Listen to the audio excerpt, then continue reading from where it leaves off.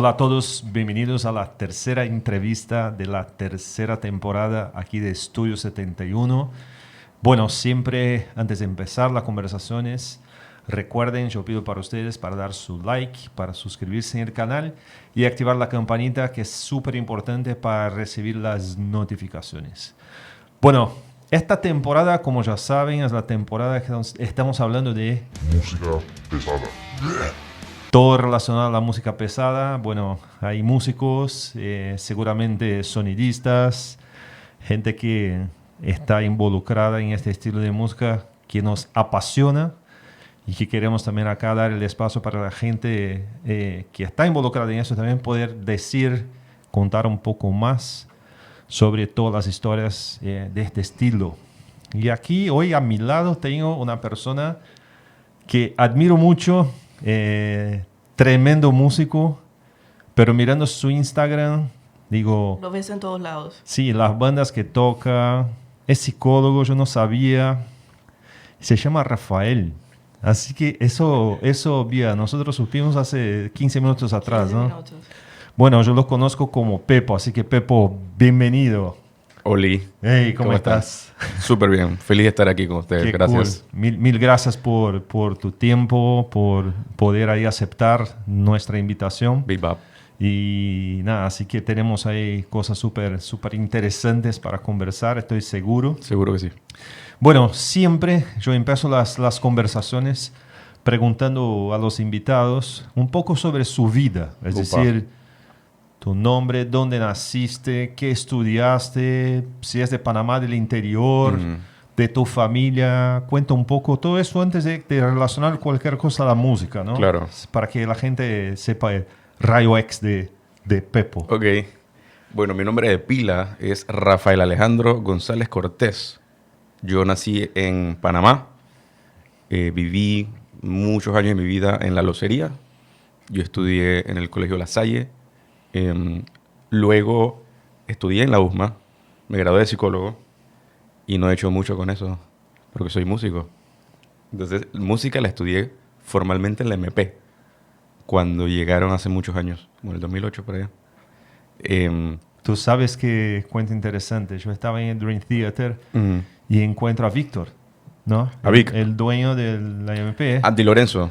Y Víctor me mira y dice, hey, Alessandro, porque nosotros cuando llegamos en Panamá 2007, vivíamos ahí en San Francisco Ujú. y al lado de la academia, ¿no? Antes de donde está hoy. Que era una casita amarilla. Exacto, Pero entonces... cruzando a 5 pasos. Pero digo, hace mucho, ¿no? Y Víctor siempre fue una persona muy cortés con nosotros, siempre Ujú. hablaba y todo lo demás. Y me llamó la atención porque hacía, te juro, Pepo, hace como de este día, no sé, 10 años que yo no lo veía. Claro. Y me reconoció y todo lo demás, ahí charlamos y él está invitado. Yo obviamente tengo que buscar cuál va a ser el tema para poder estar con él aquí. Claro, claro. Pero también mencionar de que muchos músicos que vienen aquí estudiaron ahí. Entonces, Muchísima gente. muchos hablan, ¿no? De la MP, así que interesante. Sí, fue una buena etapa Sí. para mucha gente. Y explorando un poco lo que tú comentaste de psicólogo, Ujú. cuéntanos un poco de por qué tu opción y hasta dónde llegaste con la psicología. Bueno, creo que mucha gente cuando decide estudiar psicología es como por el cliché de que estás en el colegio y eres como bueno escuchando a tus amigos. O como que siempre tus amigos te cuentan las vainas y tú como que, hey, chuzo, aparentemente eres bueno dando consejos. Y me fui con eso, como que tenía un poquito esa habilidad, quizás más innata, de poder y saber escuchar, quizás decir algunas buenas palabras en momentos correctos. Aunque yo siempre supe que iba a ser músico, siempre, toda la vida. Como que la opción de estudiar algo formalmente en la universidad no era algo como muy loco tampoco. Creo que se puede hacer perfectamente, hay que como organizarse. Y creo que cuando me gradué en el 2008, estaba clarito, pues. Dije, hey, voy a tener mis bandas, voy a estudiar música en la MP, porque en ese momento ya había comenzado ya. Había comenzado a tocar ya también en otras bandas. Pero la opción de poder estudiar formalmente psicología, para mí era más que como pensando en que algún futuro voy a ser psicólogo y voy a tener una clínica, era de que, man, yo quiero saber más del tema. O sea, yo quiero como que tener más conocimiento del tema. Entonces creo que eso fue lo que me llevó a estudiarlo. Me fue súper cool, creo que soy bastante bueno en eso. Y realmente nunca lo llegué a ejercer. Sí llegué a ejercer, pero no de la manera tradicional como una clínica, etc. Yo lo que hice fue que, hace ya como 10 años, yo tengo 36, eso fue a los 26, yo entré en algo que se llama Centro Ann Sullivan. Centro Ann Sullivan queda en la Avenida Balboa, al lado del Hospital del Niño. Eso es un centro educativo del Estado, donde proporcionan una educación especial para una población con discapacidad. Principalmente ellos manejan síndrome de Down, autismo, en su mayoría. Entonces, en ese momento, un muy buen amigo mío, Aníbal Miranda, lo quiero mucho, estaba trabajando ahí. Él es el director actual del centro, pero en ese momento tenía otro puesto, no recuerdo cuál era. La entonces directora, la doctora psiquiatra Melina Mancuso, había escuchado de mí, pues, del perfil que tenía de, un pelado músico que es psicólogo idóneo. Y ella quería comenzar a implementar un programa de musicoterapia. Entonces yo fui recién graduado, ya tenía mi diploma, tenía la idoneidad. Yo fui, me entrevistaron y era como que justo lo que estaban buscando. Entonces, 2 años estuve ahí. Trabajé en un programa de musicoterapia que se llama Música para Aprender. Fue brutal.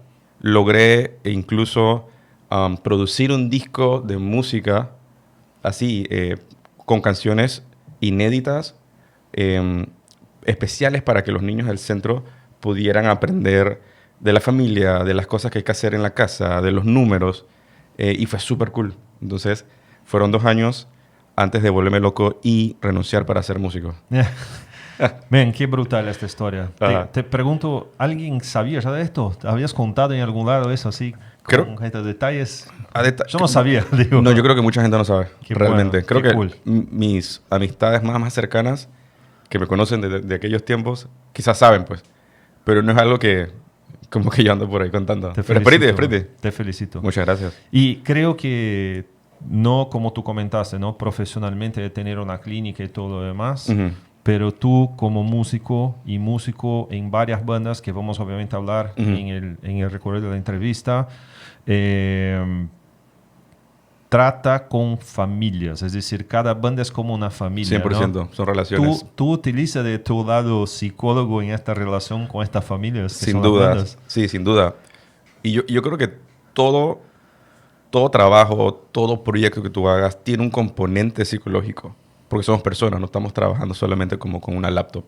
Entonces, al momento que tú te desarrollas, tú te involucras, tú te relacionas con personas, entran muchos elementos que son realmente de la psicología, en cómo tú te comunicas, en cómo tú te entiendes con las personas, porque al final todos tienen personalidades diferentes en las bandas. Entonces hay personas que quizás musicalmente tienen mucha química, pero no pueden estar en un cuarto porque las ideas siempre chocan o se la pasan peleando. Entonces la gente principalmente no sabe cómo decir las cosas. Creo que nuestro mayor problema en la sociedad es la comunicación. 100%.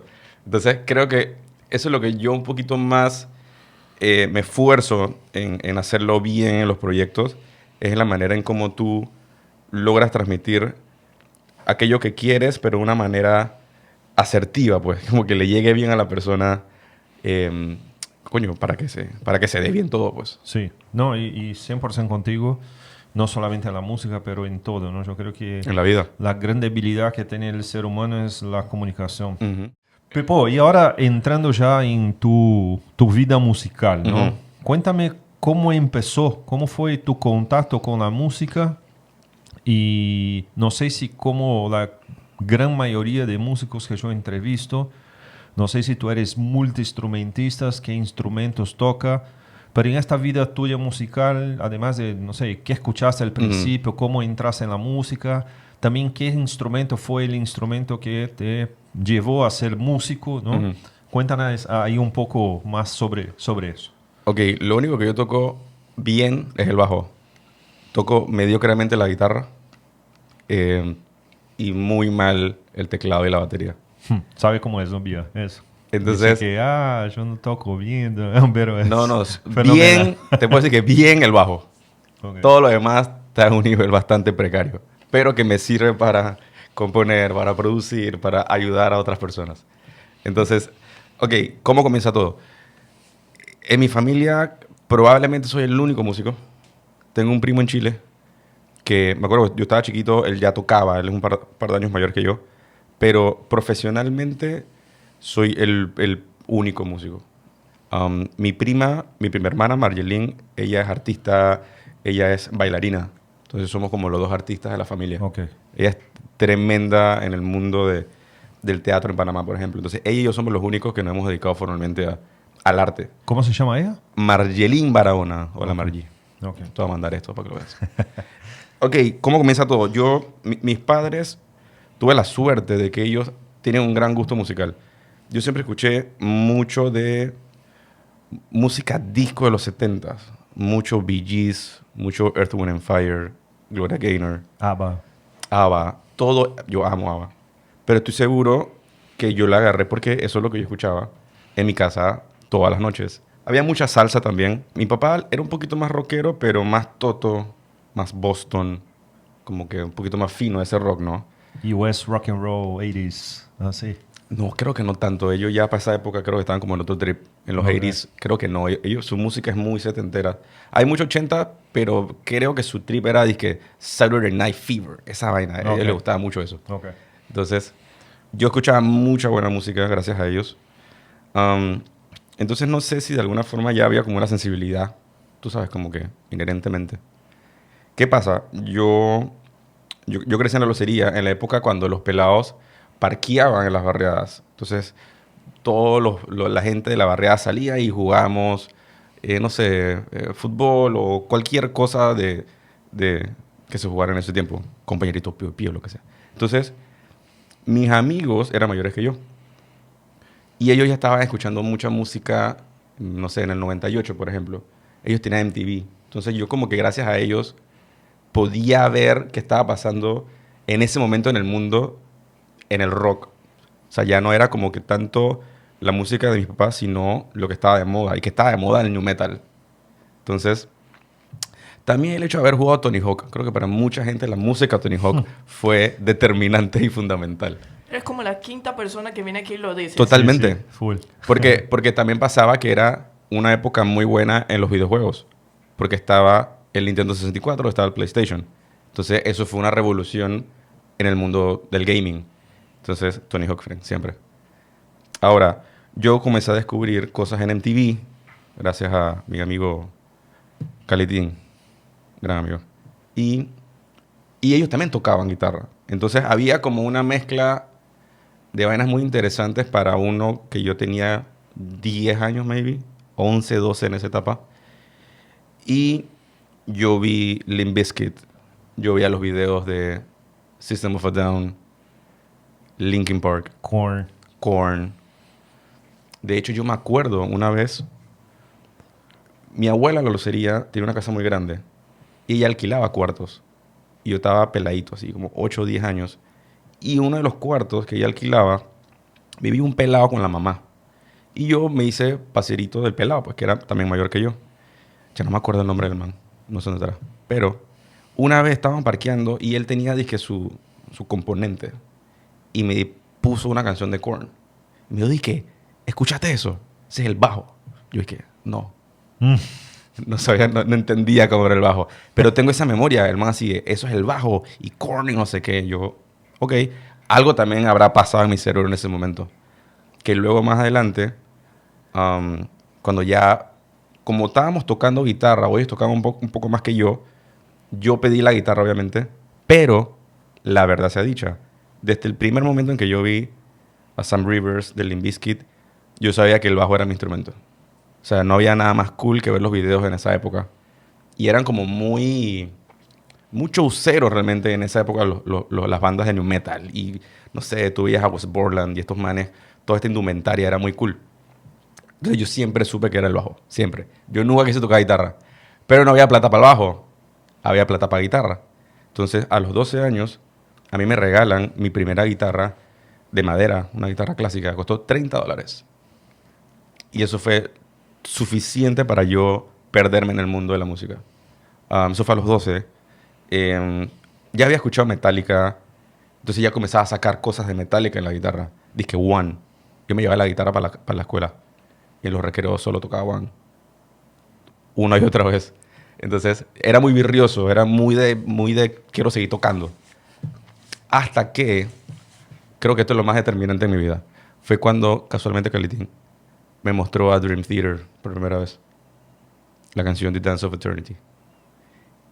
Y cuando escuchas metal progresivo y no sabes qué estás escuchando, puede ser bastante overwhelming para el cerebro, porque hay tantas vainas pasando. Sí. Pero para mí fue lo más cool del mundo. Entonces, eso fue 12, 13, 14 años. Y yo creo que de ahí comenzó a moldearse como mi gusto. Pero al mismo tiempo ya había escuchado Bad Religion, que es punk rock. Yo amo Bad Religion.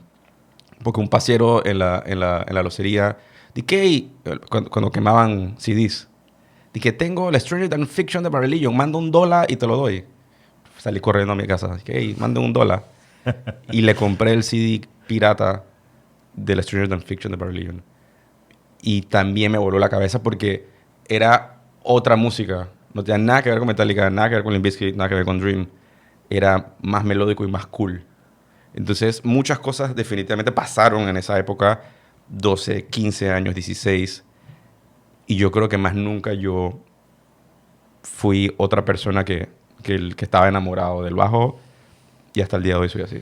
Tú mencionaste dos momentos de la música que tiene que ver con el instrumento que tocas, que es el bajo. Ujú. Mencionaste el bajista de Limp Bizkit. Y mencionaste un estilo musical que es el prog metal, ¿no? 100%. Cuando yo vi a John Mayón en ese momento, y bueno, ahorita que acaba de pasar Dream Theater acá en Panamá, saber a tu héroe es increíble. Entonces, como que si hay una persona, un bajista, que es el responsable de que yo me haya puesto más serio, quizás, es John Mayón de Dream. Y justo tenía esta curiosidad, ¿no? Porque mencionaste dos bajistas que tienen que ver con una época donde creo que empieza a, no sé, nacer algo diferente dentro de lo que es el estilo de música pesada, ¿no? Ujú. Entonces, cuando tú entrevistas normalmente músicos en un específico instrumento, ellos como que hablan mucho de sus referencias, pero que tienen mucho que ver con el pasado, ¿no? Ujú. Y ahí quería preguntar a ti, ¿cómo fue, por ejemplo, para ti el timeline de conocer bajistas como Geezer Butler, Ujú. Geddy Lee, o no sé, de un otro estilo completamente diferente, pero que tiene que ver con Dream Theater, por ejemplo, no Claro sé, que- un Jack Pastorius? Claro. ¿Cuándo fue exactamente que empezaste a empapar de bajistas? Claro, los precursores.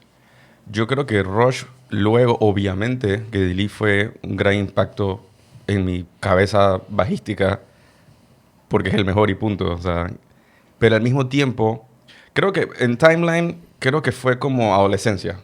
16, 17 y 18, que comencé a conocer más de la música de antes. O sea, de cómo comenzó todo. Al mismo tiempo de MTV, se me olvidó decir, pero cuando tú ves a Flea con los Red Hot, en un disco como Californication, que vuelva a los videos son súper importantes. Y tú veías a este man tocando y se escuchaba el bajo. Entonces, Flea también, hasta el día de hoy, creo que es el responsable para mí de llevar el bajo a lo mainstream en esta época más moderna. Quizás para tu época o para tu generación puede haber sido Geezer, Geddy Lee, Pastorius, pero creo que para nuestra época un poquito más millennials y un poquito más viejos, Flea fue ese man que agarró el bajo y lo puso adelante. No sé si la gente va a entender, pero voy a intentar a traducir lo que tú acabas de decir. El Flea de mi época era Stevie Harris. Ok, claro. No sé, hago esta 100%. relación porque, imagínate, Maiden, una banda que empieza en un momento donde todavía existía algo del movimiento punk. Digo, Ujú. cuando digo empiezan, no estoy hablando de antes, sino del lanzamiento del primer álbum o de Sun House Tapes. Estamos hablando de 79. Entonces, Maiden es una banda que trae un componente que incluso es el tipo que puedo decir que es el dueño de la banda, vamos a decir así. 100%.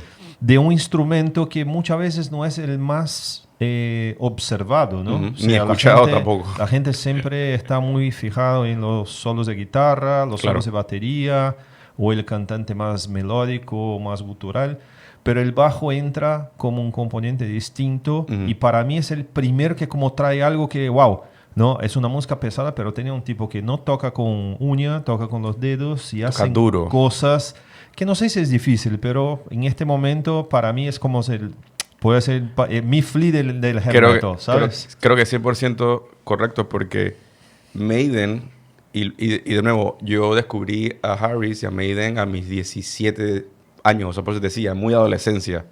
Entonces, lo cool de Flea y de Harris y de Geddy es que llevaron el bajo adelante. O sea, lo pusieron melódico y en tu cara. Entonces, Exactamente. por eso son los que son, pues. Por eso, yo creo que mucha gente empezó a tener una otra percepción sobre el bajo, digo, de este estilo de música. Porque tú comentaste algo interesante también. Si venimos de una época del disco, Claro. como tú mencionaste, es que ahí tal vez no éramos tan de instrumento, ¿no? Era una canción. Era una canción. Claro. Pero ahora, cuando nos fijamos en esta época, puta, las líneas de bajo son fenomenales. Sí, 100%. Es de otro nivel, ¿no? Sí, Dios bendiga Electric Light Orchestra. Dios mío, qué bajos que tiene. Sí, 100%. ¿Sabes? Entonces, eso que menciona Vía o hasta más del antes, ¿no? No sé, Parliament o Sly and Family Stone, o sea, bandas que traen el componente bajo con mucha presencia, pero Claro. obviamente no es para mí, por lo menos, ¿no? En esta época era música en su conjunto. Sí, sí, sí. No lograba como entender instrumentos Claro, en claro. sí, ¿no? De acuerdo. Y hoy en día, ¿no? Si tú miras un poco para atrás, yo sé que es súper difícil elegir, pero te voy a hacer preguntas puntuales y ahí quiero que tú me digas qué te parecen estos bajistas, Ok. ¿ok? ¿Qué te parece, por ejemplo, el bajista de Tool? Bueno, Justin Chancellor obviamente es un grande de los grandes, porque de nuevo, y van a salir más bajistas, de que, él también, porque como te das cuenta hay un montón de bandas que el bajo manda, y Tool definitivamente es de que en las líneas de bajo. Sí. Yo soy terriblemente fan de Justin, por todas las razones posibles, porque acabo de pensar que hay bajistas que me gustan mucho, no tanto por la línea de bajo, no tanto por el sonido, sino por cómo tocan en vivo, la energía, la postura. Muy fan de Jason Newsted, del Metallica. Yo de también. los tres, yo soy Jason. Yo soy Jason también. Gente que sabe. Que me maten por... No, Chris Burton, jamás. pero yo Él es el mejor, soy Jason. punto. Sí. Él te había dicho de Bad Religion, Jay Bentley, brutalísimo la energía que tiene. Entonces Justin, cuando tú lo ves tocando en vivo, o sea, el man es como para adelante y para atrás, para adelante y para atrás. Él es como un man, una mecedora. Pero demasiada energía porque el guitarrista es muy quieto. A Maynard no lo ves. Sí. Y Danny Carey pues está en lo suyo. Pero Bueno. el único que está dándolo todo en tarima es Chancellor. Sí. No, a mí me Entonces, encanta. brutal. Y digo, si yo fuera bajista, sería una de mis referencias por varias cosas que mencionaste. Sí, El otro muy que brutal. te quería preguntar, y te digo por qué esta pregunta. Chris Squire, de Yes. Bueno, hablando del prog. hablando del prog. Exacto. Él es bien diferente porque, primero por el sonido, y mucho del sonido de Squire es la uña.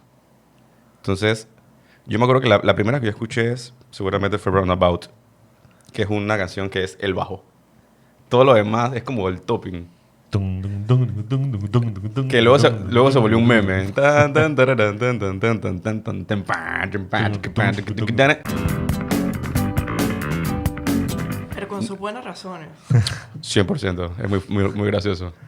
Entonces, eso es un gran riff, que fácilmente puede ser un riff de guitarra, chan, chan, chan, chica, chan, chica, pero la manera, y podemos entonces entrar en la importancia del tono del bajista. Porque ese riff, con otro tono, quizás con dedos, quizás con otro efecto, no tiene la misma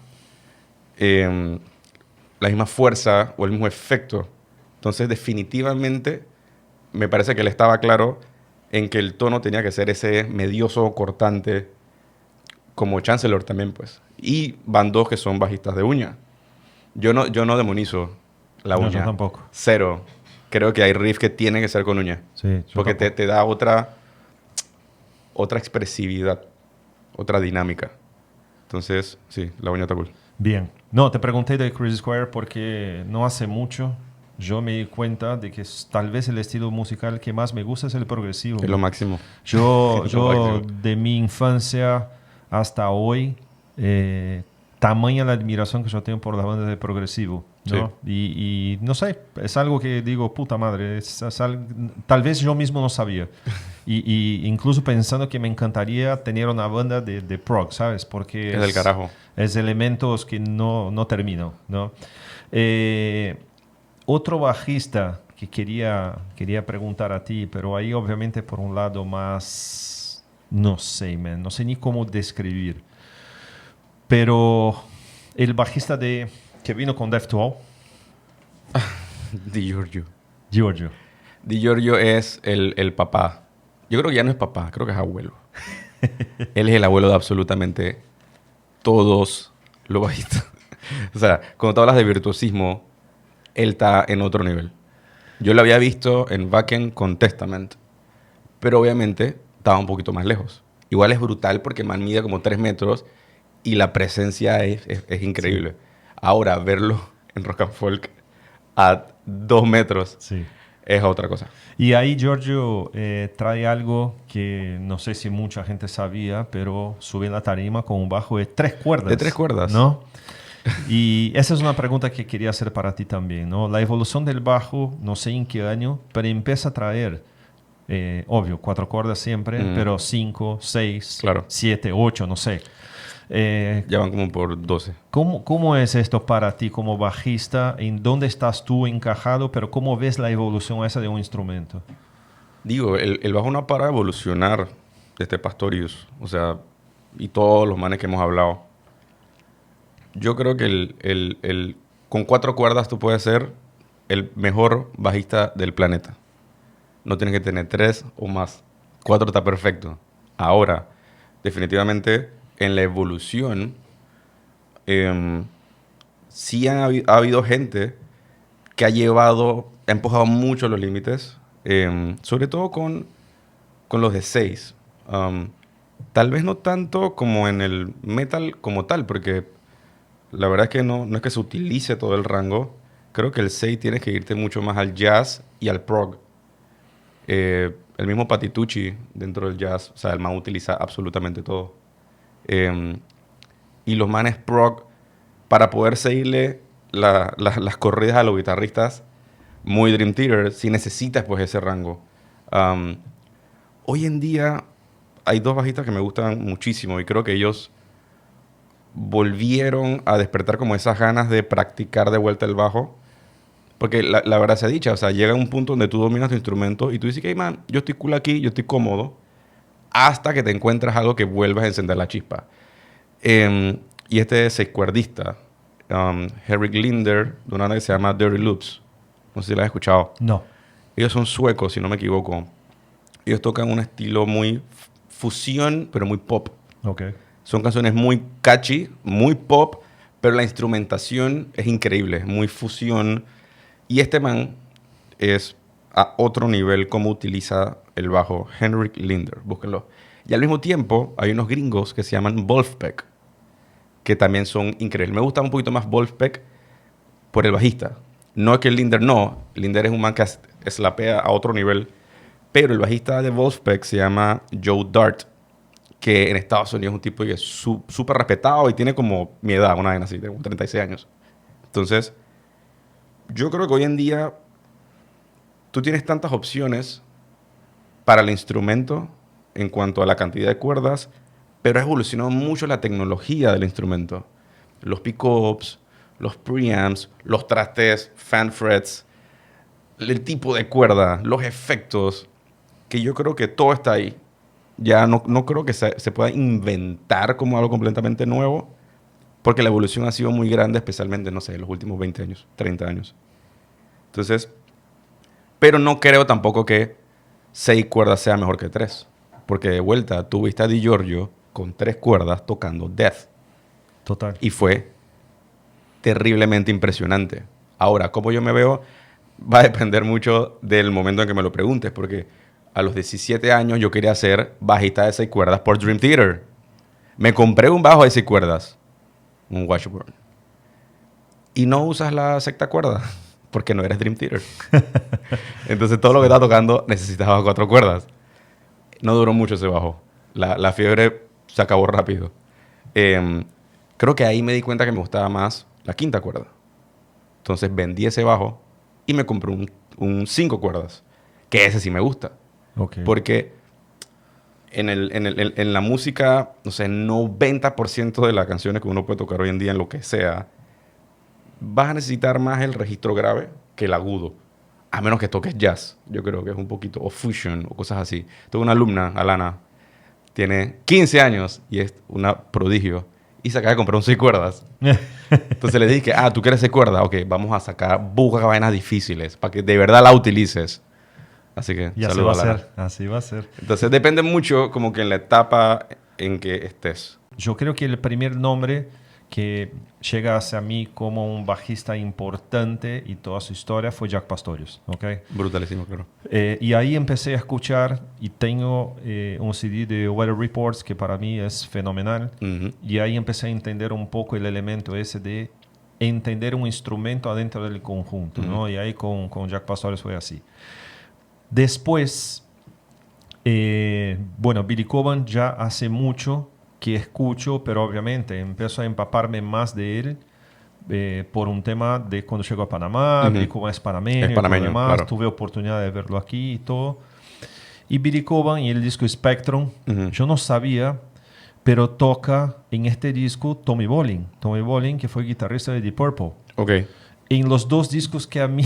No, digo, los dos discos que a mí más me gusta de Purple, uno de ellos es con Tommy Bolin, Ujú. pero los dos son con Glenn Hughes. Con Glenn Hughes, claro. Y ya quería preguntarte justo de Glenn Hughes. ¿Cómo es este tipo para ti como músico bajista, su complejidad como ser humano adentro de la música? A ver, yo descubrí a Glenn por mi querido amigo Eric Pinzón, porque él es muy conocedor de el classic rock y todo esto, ¿no? Sí. O sea, de hecho, mucho rock lo he conocido por Pinzón en los 14 años que he estado en cabeza. Honestamente, ¿te acuerdas que te había comentado que más allá del tono, de la guitarra, del bajo, del pick-up, lo que sea, los efectos, me gusta mucho también cuando el bajista tiene actitud? Entonces Glenn Hughes tiene actitud. Porque no solo toca brutal, sino que canta brutal. Puta madre, es Entonces, increíble. yo creo, ojalá yo hubiera salido con una voz así. No pararía de cantar. Pero pues no salió. Entonces, él, o sea, si soy sincero, no es que conozco mucho como de su vida en general, pero de lo que obviamente me tengo que aprender canciones de él, he visto los conciertos, etcétera. Y él también es, creo que él toca con uñas, si no me equivoco. La actitud de él como persona la traspasa al bajo, porque él es muy rockstar. Sí. Entonces, creo que cuando tú puedes tener ese feeling y esa presencia, tocar y cantar high pitch, ya eres muy brutal, man. Por eso, eres muy brutal.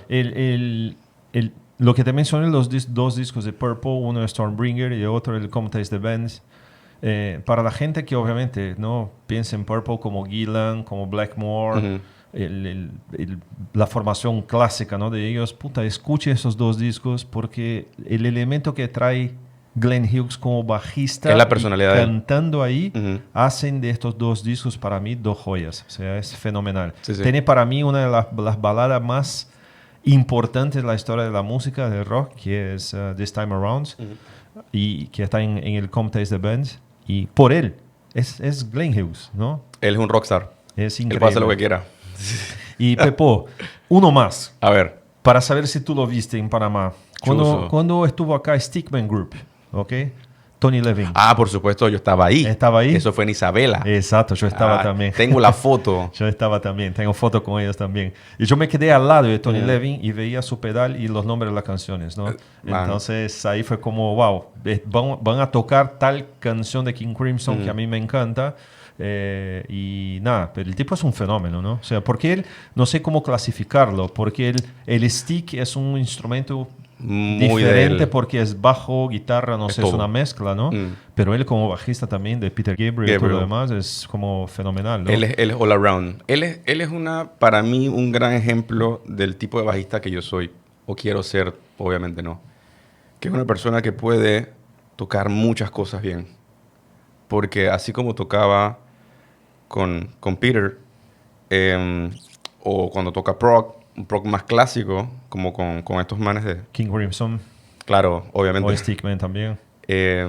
Tú sabes que cuando fue el concierto en Isabela, ver a Pat Mastelotto en la batería fue increíble. ¿Y sabes por qué? No sé a ti. Yo soy fan de Mr. Mister. Bueno, Mr. Mister es la banda esa que tenía la canción, la famosa, Broken Wings. Ah, claro. Bueno, es él, el baterista. Ah, no sabía. Sí, man. Y Ah, yo mira, digo, qué yo voy brutal. yo voy a ver el baterista de Mr. Mister, carajo. Ya. Sí, Cool, sí, cool, sí. cool. ¿Es él? Mira qué brutal, más ¿Es tema, él? sí. Entonces me gusta, porque de nuevo, vuelvo al tema de la actitud del músico en tarima. Él está tocando su vaina súper difícil, pero hacía muecas y estaba jodiendo con el público. Sí. Eso es brutal. Entonces, Tony Levin es un tipo que cuando tú ves, no sé, los documentales o los proyectos donde él ha estado, te das cuenta que es una persona súper cool para trabajar. Probablemente ese man no da problema. Él es como... Es cool tenerlo en el proyecto. Entonces yo creo que es importante, así como tener un Glenn Hughes, que es un derroche de energía y talento, hay músicos en proyectos que son necesarios por la personalidad más tranquila, Sí. que de alguna forma complementan o apaciguan mucho los otros egos. Entonces yo creo que Tony Levin es muy así. Obviamente lo descubrí por Liquid Intention Experiment, porque yo venía, como te dije, de Dream Theater. Entonces yo estaba full en The Dance of Eternity y toda esta vaina, y la nada me muestran Liquid Tension. Yo no sabía en ese momento qué estaba pasando ahí, pues, pero luego obviamente cuando te das cuenta que es Tony Levin y el approach completamente diferente que tiene a las canciones a lo que hubiera hecho otro bajista prog. No solo por el instrumento, el mismo... ¿cómo que se llama? El stick, ese. Sí, el stick. Cómo lo utiliza o cómo utiliza su Music Man o el fretless, y es muy melódico. Entonces yo creo que él tiene la reputación que tiene 100% ganada. O sea, un tipo como él tú lo quieres en tu disco, en tu gira. Entonces sí, de él tomó mucho la personalidad de all around, primero, que puede hacer todo, y es súper cool verlo en tarima también. Tiene como mucha estampa, sobre todo cuando estaba en la época de Peter. Cool. Vamos a entrar ahora en un tema, pero antes quería hacer como, vamos a decir, el resultado final de esta matemática de Ajá. bajistas que conversamos hasta ahora. Si volvemos al principio, Ajá. tú hablaste del bajista de Limp Bizkit y hablaste de Dream Theater, ¿no? Dos que para ti que marcaron Sí, a ti como bajista. 100%. Después de todos los bajistas que hablamos, esta matemática, tu bottom line ahora, ¿sigue siendo los dos o tú puedes decir, hoy mi referencia como bajista es tal persona? No hemos hablado de Billy Sheehan. Bien. Porque así como tú ves que a Di Giorgio, ver a Sheehan yo no lo he visto lastimosamente, pero yo creo que en virtuosismo nadie se lo gana. Yo creo que Sheehan es el más virtuoso de todos. Ese es otro animal. Pero hoy sería ¿quién es esta persona? ¿Es él o no? La persona top. Sí, como que hoy, Uf. es decir, de toda la cuenta esa, mi bottom line, el resultado es tal bajista. Ujú. ¿Tienes uno como que te puedo decir? Pero para mi vida, o que yo diga en el mundo, de que chuzo. No, para ti, Para para mí. ti. Bestia. Me encanta la difícil. reacción esta. Es que hemos dicho ya como 8 o 9. Es que mira, a ver, yo tengo bateristas de toda mi vida, ¿no? Pero hay uno que no cambio por nada, man, que es Stuart Copeland, y para mí... Para muchos bateristas, Copland. Para mí fue lo que escuché, un sonido de snare que nunca me olvido en mi vida, que escuché la canción más linda en mi vida, al inicio, y no sé, man, yo pasan miles de bateristas, pero él siempre va a ser para mí mi number one, ¿sabes? Sí, yo creo que si se trata de mi influencia como músico hasta el día de hoy, y sobre todo porque la acabo de ver, tiene que ser John Mayon. O sea, verlo como la estampa, porque él tiene otra estampa. Ahora, él es un man súper como tranquilo, no se mueve mucho, pero ver las ganas que hace, o sea, es impresionante. Seguirle el paso a los otros enfermos tiene que ser realmente difícil. Total. Entonces, quizás no es como el más popular, no es el que más se escucha, porque el otro animal con su guitarra 7 cuerdas, pues no le da espacio para que el más se escuche. Pero cuando tú estudias la música, que bueno, no hace mucho tuvimos la muy mala idea de hacer un tributo a Dream Theater. Me puse a estudiar. Y te das cuenta que es bien difícil, man. Entonces está un poquito infravalorado el pobre John Mayon. Pero yo creo que sí. Sí. Creo que ese es como el bajista que es el responsable de Bien. quién soy yo ahorita. Cool. Y Pepo, ahora hablando de bandas, ¿no? Ujú. Un país como Panamá, pequeño, donde no sé si la gente que no tiene la oportunidad de venir o vivir en Panamá no tiene la más puta idea de la cantidad de músicos buenos y bandas buenas que existen aquí, Oh, ¿no? sí. Entonces, ahí quería que tú contaste un poco tu historia en bandas, ¿no? En qué banda empezaste, cómo fue tu trayectoria y dónde estás parado hoy. Bueno, yo tuve la dicha de poder comenzar a tocar desde adolescente, de los 14 años. Quizás, obviamente, los primeros años fueron más con amigos de la barriada o por lo menos mis amigos de San Francisco. Allá estaban mis amigos músicos. Entonces, dije, mi primer grupo fueron con ellos. Entonces, uno comienza muy básicamente de cero, ¿no? Viendo dónde uno puede tocar, dónde uno puede hacer bulla. Hay un toque en la casa de no sé quién, vamos a hacer bulla allá. Y mis primeros años fueron de esa forma, pero creo que son importantes esos años, que sea un poco un desastre. Entonces, yo creo que formalmente, para mí, mi primera banda como tal, que fue algo ya, dije, ok, esto ya es una banda, fue con Cabeza de Martillo. Y yo entré ahí, chuzo, como a los 24, no menos, 22, 23. Entonces ya, obviamente, de estar tocando como en lugares más chiquitos, con menos gente, con vainas más simples, de la nada, mi primer show con Cabeza, o sea, yo no conocía mucho del repertorio, pero tenían un show de ya para allá, casi. Dije, hey, no tenemos bajista, tenemos un show súper importante porque Frank Leone viene a Panamá y me tuve que aprender como 18 canciones en una semana. Y fue en Hangar 18, me acuerdo. Y bueno, en ese momento la escena metal under estaba como bastante buena. Así que mi primer show fue un desmadre completo. O sea, yo estaba peladito viendo cómo se estaban sacando la madre de todo el mundo. Y definitivamente marcó algo en mi vida. Como que... Y dos preguntas. A Una, ver. ¿quién estaba en la formación de Cabeza en este momento? ¿Y para quién fue que abrieron el concierto? No, fue toque de cabeza. Ah, de Cabeza mismo. Sí, Ah, fue un ok. show de cabeza. No fue apertura para ninguna banda de afuera. No. Ok. ¿Y quién estaba en la banda en este momento? Bueno, Pinzón estaba, en la guitarra estaba Francisquito. Francisco, él grabó las guitarras en el segundo disco, en el Crónicas. Pero luego no sé si no tocó más. Entonces quien cantó fue Frank Leone, o sea, el hombre perro, el de toda la vida. Ok. Porque Frank se mudó, si no me equivoco, él estaba como por China. E hizo su vida por allá. Y él habló con Pinzón, fue hace tanto tiempo, no me acuerdo muy bien.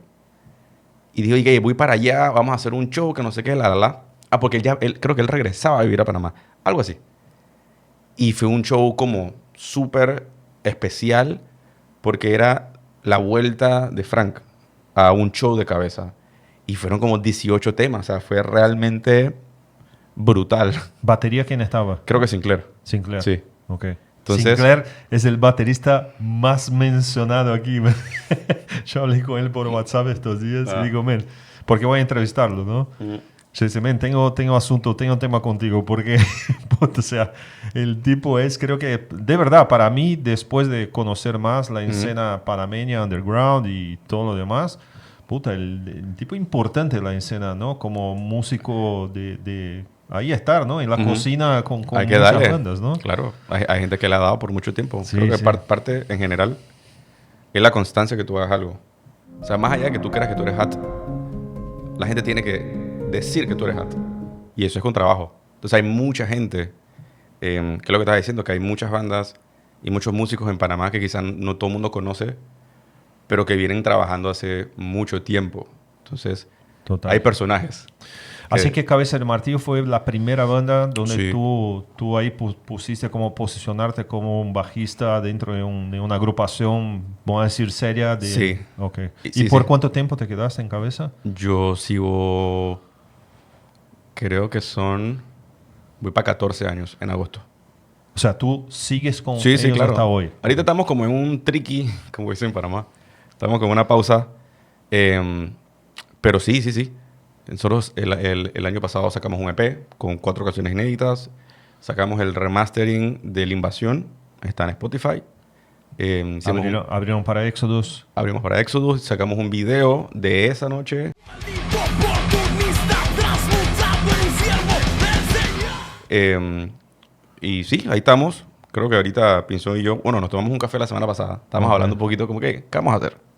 Estamos en eso. Qué cool. Pero definitivamente son 14 años que, y si tú algún día hablas con Pinzón, te va a decir de que la primera vez que él me vio a mí, él me recogió para llegar a su casa a ensayar, allá por Condado del Rey.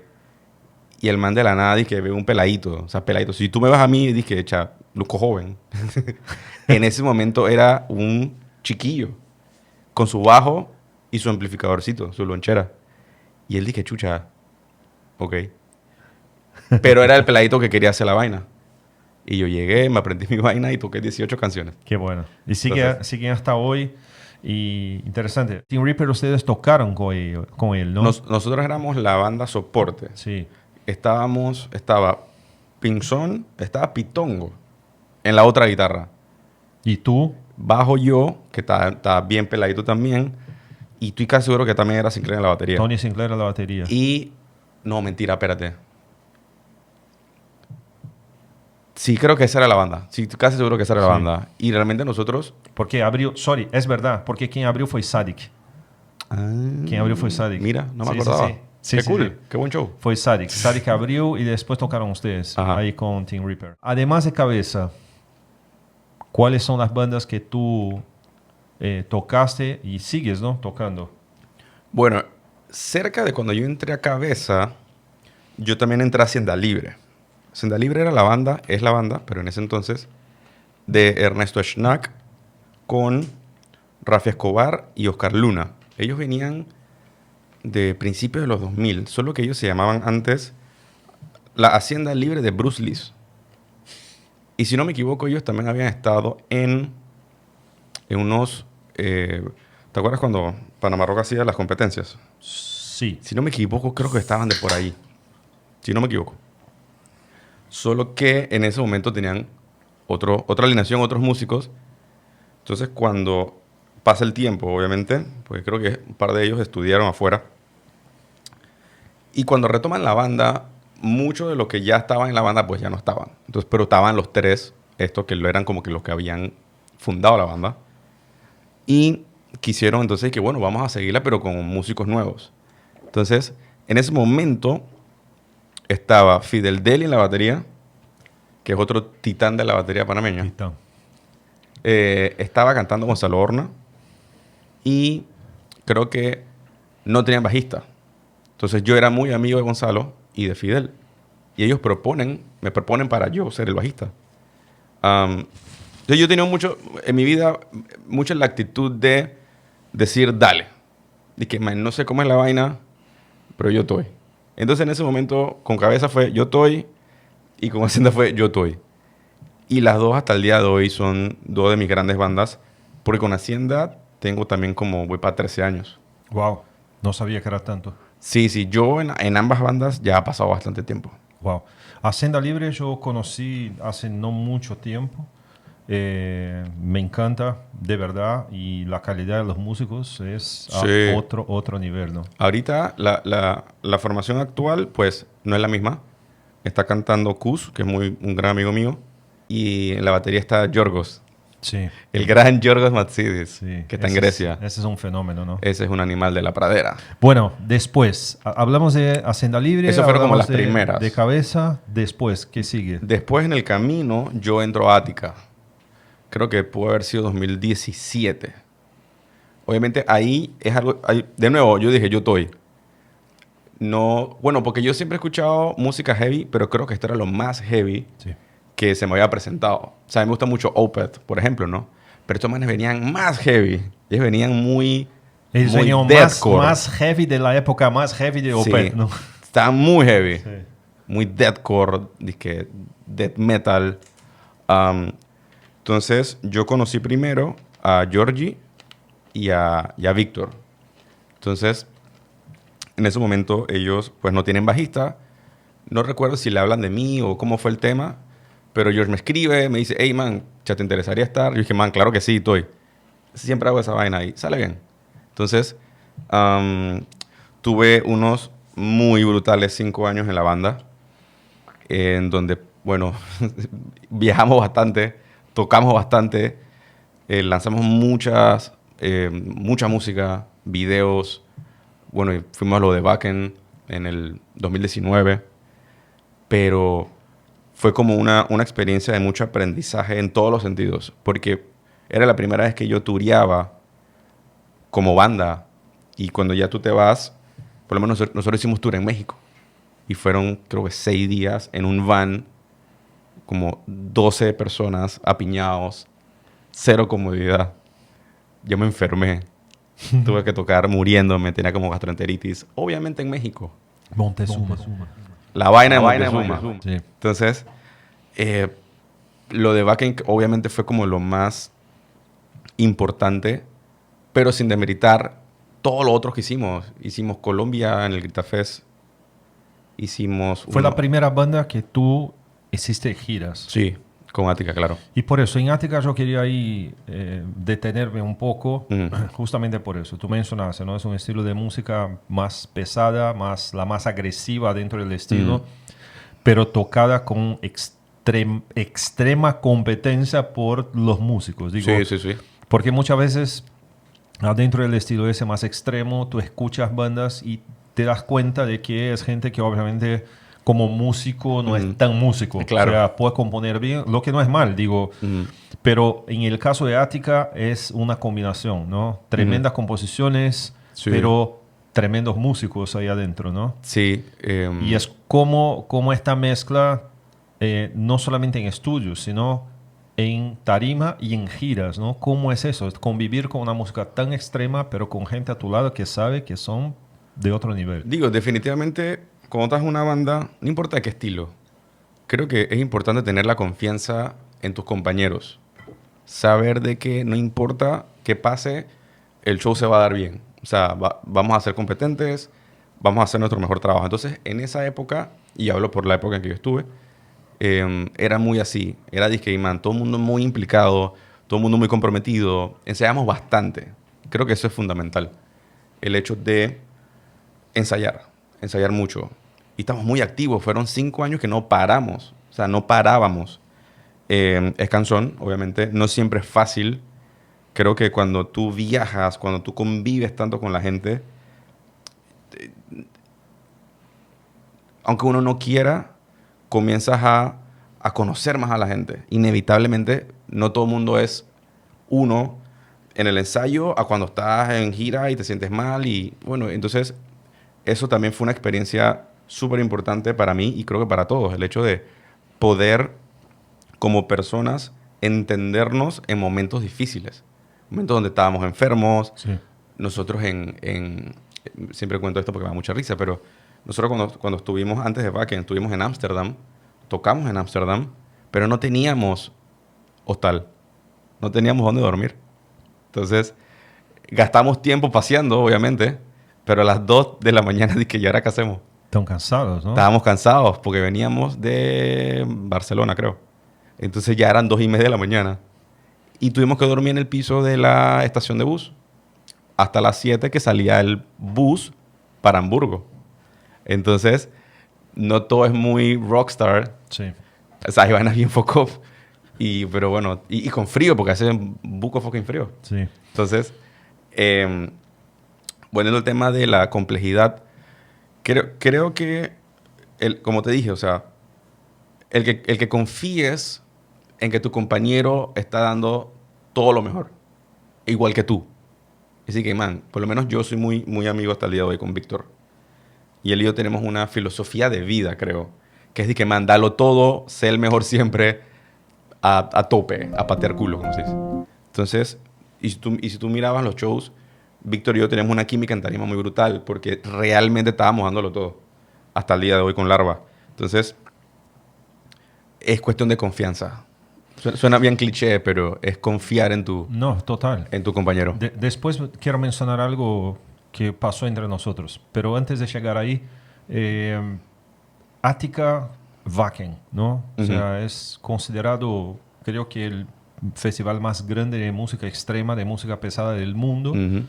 Nació en el pueblito que se llama Wacken, ¿no? Muy pequeño. Si ves ahí en YouTube o cualquier lugar las historias de Wacken, cómo empezó, muy chiquito, y hoy un festival ya donde participan bandas como Mayday. Es inmenso, ¿no? man. Y todo lo demás. Inmenso.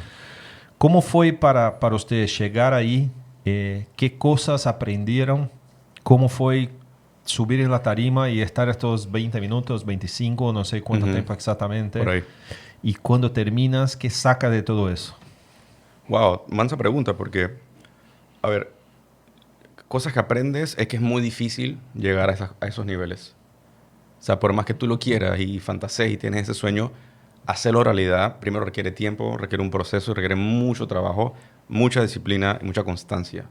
Creo que nada importante se hace de la noche a la mañana. Como te decía, veníamos trabajando mucho. Otra realidad de la vida musical es que cuesta, tienes que invertir, tienes que sacar plata. Nada de eso, nadie nos regaló ni un boleto, nada, cero. Era todo el mundo sacando plata, pidiendo prestado y ver cómo hacías para poder ir. Y cuando estabas allá, ves cómo comes, ves cómo te resuelves. Entonces es un aprendizaje de vida. Más allá de que estás tripeando tu sueño y estás tocando. O sea, pero yo creo que en verdad tú te das cuenta de esto en retrospectiva. Creo que en ese momento no estás tan aware de lo que está pasando ni de lo que estás viviendo. Cansa mucho. Para mí es súper importante las relaciones en un grupo. No solo la confianza, como te decía, sino la amistad. Porque gran parte de toda esta faena no va a ser como tan bonita, ni tan fácil, ni tan cómoda. Entonces, porque cosas pasan. Porque en la vida es así. Sí. Entonces, el hecho de poder comunicarte, de tener una confianza con tu amigo, de que me lo estoy pasando mal, o esta cosa hay que solucionar, lo que sea, es súper importante. O sea, es como una vez yo escuché, las bandas no fracasan, las bandas se separan. Entonces, si tú de verdad estás en un proyecto que tú quieres que sea exitoso, las relaciones interpersonales entre las personas. Quizás no todo el mundo quiera lo mismo, a la misma intensidad, en el mismo momento, pero hay que buscar la manera. Entonces, obviamente cuando tocas y estás en una tarima que nunca has estado antes y caes en cuenta la importancia y estamos tocando y hay gente de Panamá ahí, eso es increíble. Y ves la bandera y no son tus paseros, son manes que estaban allá. Entonces, mientras Panamá todo el mundo a las 6 de la mañana metido en el YouTube, dije, todo eso es increíble. Era la primera vez que Panamá iba. Era como Panamá y al Mundial. Como un poquito ese feeling. El aprendizaje para mí es disfruta el momento, porque se pasa muy rápido. Y cuando te bajas, eres un mortal más. No eres Slayer, que tocaron después, en la noche. Creo que ser muy humilde y saber dónde estás parado, saber que tú todavía no eres eso gigantesco, que sus menes están allá porque tienen muchos más años que tú, trabajando mucho más que tú. Pero pasaron por ese momento también, ¿no? ¿De qué? de estar ahí, como estaban ustedes. Claro, ¿no? en nuestra dimensión, obviamente el estar allá era increíble en comparación a lo que puede pasar normalmente en Panamá o en esta área en Centroamérica, lo que sea. O sea, llegar allá es big deal. Ahora, yo muy personalmente, eso ya fue 2019, ha pasado un par de años. Yo lo cuento con mucho orgullo y chuzo. Una experiencia que te cambia como tu perspectiva, pero ya pasó. Ya volvimos a Panamá. Ya que seguí trabajando. Ya que seguí metiéndole. No puedes sacar y que, pero es que yo fui a Wacken. No importa, ya. ¿Cómo fue el feeling ese de el regreso? ¿Por qué? Te pregunto. Nosotros, con la banda esa que te comenté ahí abajo, que grabamos en el Mundial de 94, tuvimos la oportunidad de abrir el concierto de Rata Blanca en São Paulo. Brutal. Pero ellos después nos invitaron a tocar en Buenos Aires. Pero en Buenos Aires era un proyecto que se llamaba Logos, que eran músicos de Rata Blanca, de V8. Y ahí tocamos 2 noches en Buenos Aires. Y yo siempre digo que el público argentino es el mejor del mundo. Tuve oportunidad de tocar en Argentina y ver 3.000 personas por noche enfrente a nosotros, que es fue de la puta claro. madre. Pero cuando regresamos... Tuvimos una depresión, man. Fue, o sea... Y creo que una de las razones que después la banda se acabó, porque São Paulo en ese momento trataba también las bandas de thrash como mal, porque era un momento donde todavía había mucho la cultura del grunge, entonces de tocar sábado en la noche, empezaron a meter las bandas de thrash a tocar martes en la noche, ¿sabes? Claro. Y tú vienes de Argentina de un fin de semana, viernes y sábado, ¿sabes? Casa full, llena, y nos deprimió el regreso. Claro. ¿Cómo fue el after Wacken para ustedes? Digo, yo no puedo hablar por mis compañeros, puedo hablar por mí. Es lo que te decía. Luego de que tú haces eso, obviamente el aftermath es súper cool, porque llegas y te tratan como un héroe nacional. Y donde uno iba, a cualquier toque, a cualquier bar, te hablaban de eso. Y eso tiene un par de tiempo, un par de meses, es que está cool. Y cuentas tu historia y está del carajo. Ahora, mi approach hacia eso es, ok, no puedo colgarme de eso toda la vida. No puedo seguir hablando de que hey, yo fui a Wacken. O sea, está bien, o sea, cool pues. Pero creo que tiene que ver con un mindset y ese es mi mindset. Yo más que metalero, así, acérrimo total, y que, ¿cómo que se dicen? True. Me considero músico, ¿ok? Entonces, yo no he parado de querer seguir creciendo como músico. Y si eso significa que yo voy a tener que vivir también viviendo otras experiencias fuera del metal extremo o del thrash, lo que sea, que es como la música que más me gusta tocar a mí. O sea, a mí me gusta tocar thrash y death. Eso es lo que más me gusta.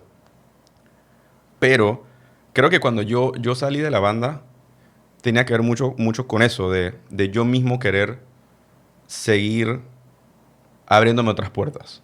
Entonces, y te puedo decir que yo hoy estoy muy, no solo feliz, sino muy satisfecho con cómo yo he hecho mi propia carrera como músico profesional del 2019 para acá. Porque he podido hacer tantas otras cosas que es lo que me hace yo poder todos los días pararme y ser músico. Y seguir tocando y seguir tocando. Y quizás no es Wacken, porque de nuevo, Wacken es lo más alto que vas a llegar en general en la vida, como músico, como metalero. Pero en la mitad hay muchas otras cosas cool también que puedes hacer. Seguramente. Y yo creo que es siempre como estirar todo lo que puedas el límite tuyo. De decir, ok, man, tal vez no volvamos a Wacken, porque esa es la realidad casi de todas las bandas que van. ¿Qué puedo hacer yo? ¿Qué tengo control yo en mis manos para yo poder seguir creciendo? Y por eso que hoy en día estoy tocando, no sé, pop. He tocado típico también. He tocado cumbia. He tocado salsa. He tocado con artistas afuera que me contratan acá. Sofía Valdés. Sofía Valdés fue increíble. Yo soy fan cerrado de Sofía. ¿Fue la primera vez que tocaste con ella o no? Sí. Sí. Sí, y fue increíble. porque me encanta su música. Y yo conozco a Sofía que tenía como 16 años. Entonces, yo siempre he sido admirador de las canciones de Sofía. Entonces, yo tocar con Sofía es de que, va, qué brutal. Quizás no tiene este billboard de Wacken, pero para mí es increíble igual tocar con una artista a la cual yo admiro. Y que es súper brutal. Ella tiene un fanbase y el que estuvo ahí en el... ¿Cómo se llama el festival? Macro. En el Macro. ¡Ey! Ya el público se sabía todas sus canciones, man. Sí. Es increíble poder experimentar ese tipo de cosas. Bueno, siempre cuando ella se presenta aquí en Panamá es así, ¿no?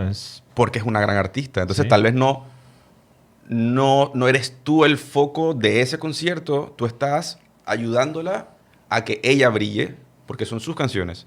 Entonces, yo me siento muy cómodo siendo esa persona que está al lado tuyo para que tú brilles. Pero porque para mí es brutal estar ahí. Entonces, es un poquito eso. El Aftermath es muy personal. Creo que cada persona que le preguntes te va a decir algo diferente. Sí. Yo me he enfocado en mi vida en poder seguir creciendo como músico. En el metal o no en el metal. Ahí se percibe de tu parte tal vez el lado psicólogo cuando hablas así, porque voy a decir algo. Tú, para que la gente entienda, el músico profesional vive de la música. Correcto. ¿Okay? Es decir, Pepo no tenía otra profesión que no sea dedicarse a la música en sus disciplinas diferentes, que vamos a hablar ya de otra, pero es vivir de la música. Tú mencionaste Wacken y obviamente para nosotros fanáticos de la música pesada, de los festivales y todo lo demás, es una referencia, es algo que sí, estar al lado de ti, cuando de igual estoy al lado de Víctor o de George y digo, puta, estos tipos estuvieron en una tarima de Wacken. Claro, claro. ¿no? Eso me hace como sentir, no sé, tengo muchos feelings. Yo fui a Costa Rica hace poco y conocí la esposa de un tipo que subió el Everest, ¿no? Entonces estar al lado de ella fue como un aura. Puta madre, ¿no? Sí, claro. La persona que llegó en el lugar más alto del mundo. Yo siento eso cuando estoy al lado de ustedes. Qué Pero, brutal. por ejemplo, tú contaste una historia al principio que tal vez para que la gente sepa valorar el músico no solamente por un Wacken, sino que, tuviste 2 años trabajando con gente que tenía discapacidad, Claro.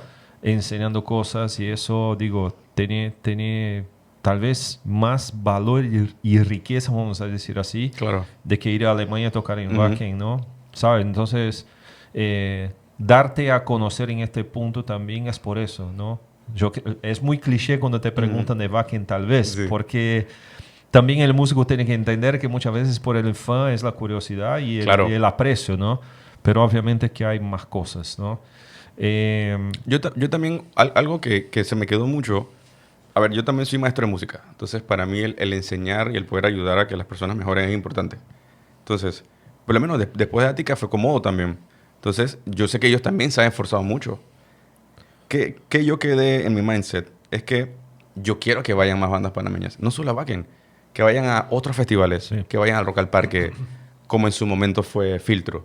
Entonces, ha habido grupos de personas, coño, que lo han hecho bien, que se han esforzado, que se han organizado y han logrado cosas brutales. O sea, yo a los Filtro, aparte que son muy amigos míos, mi admiración hacia ellos es tremenda por haber tocado en el Rock al Parque.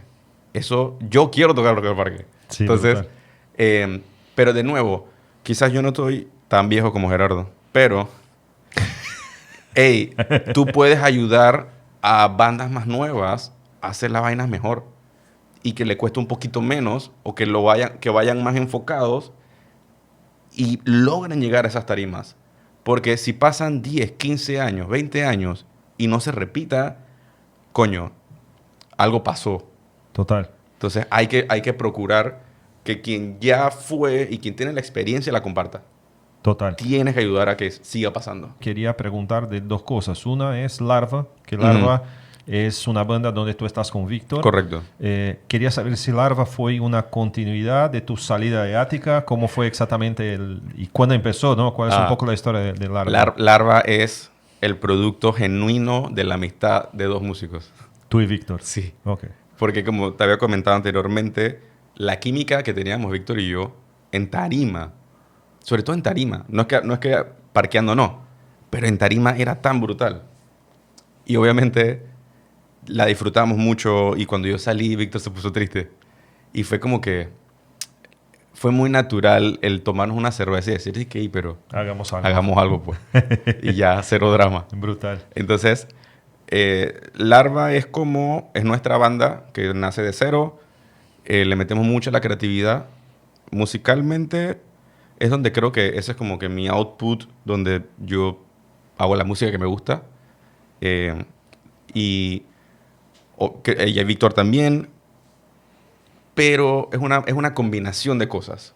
O sea, creo que no es algo como que tiene que ir por aquí. Porque, ¿qué pasa?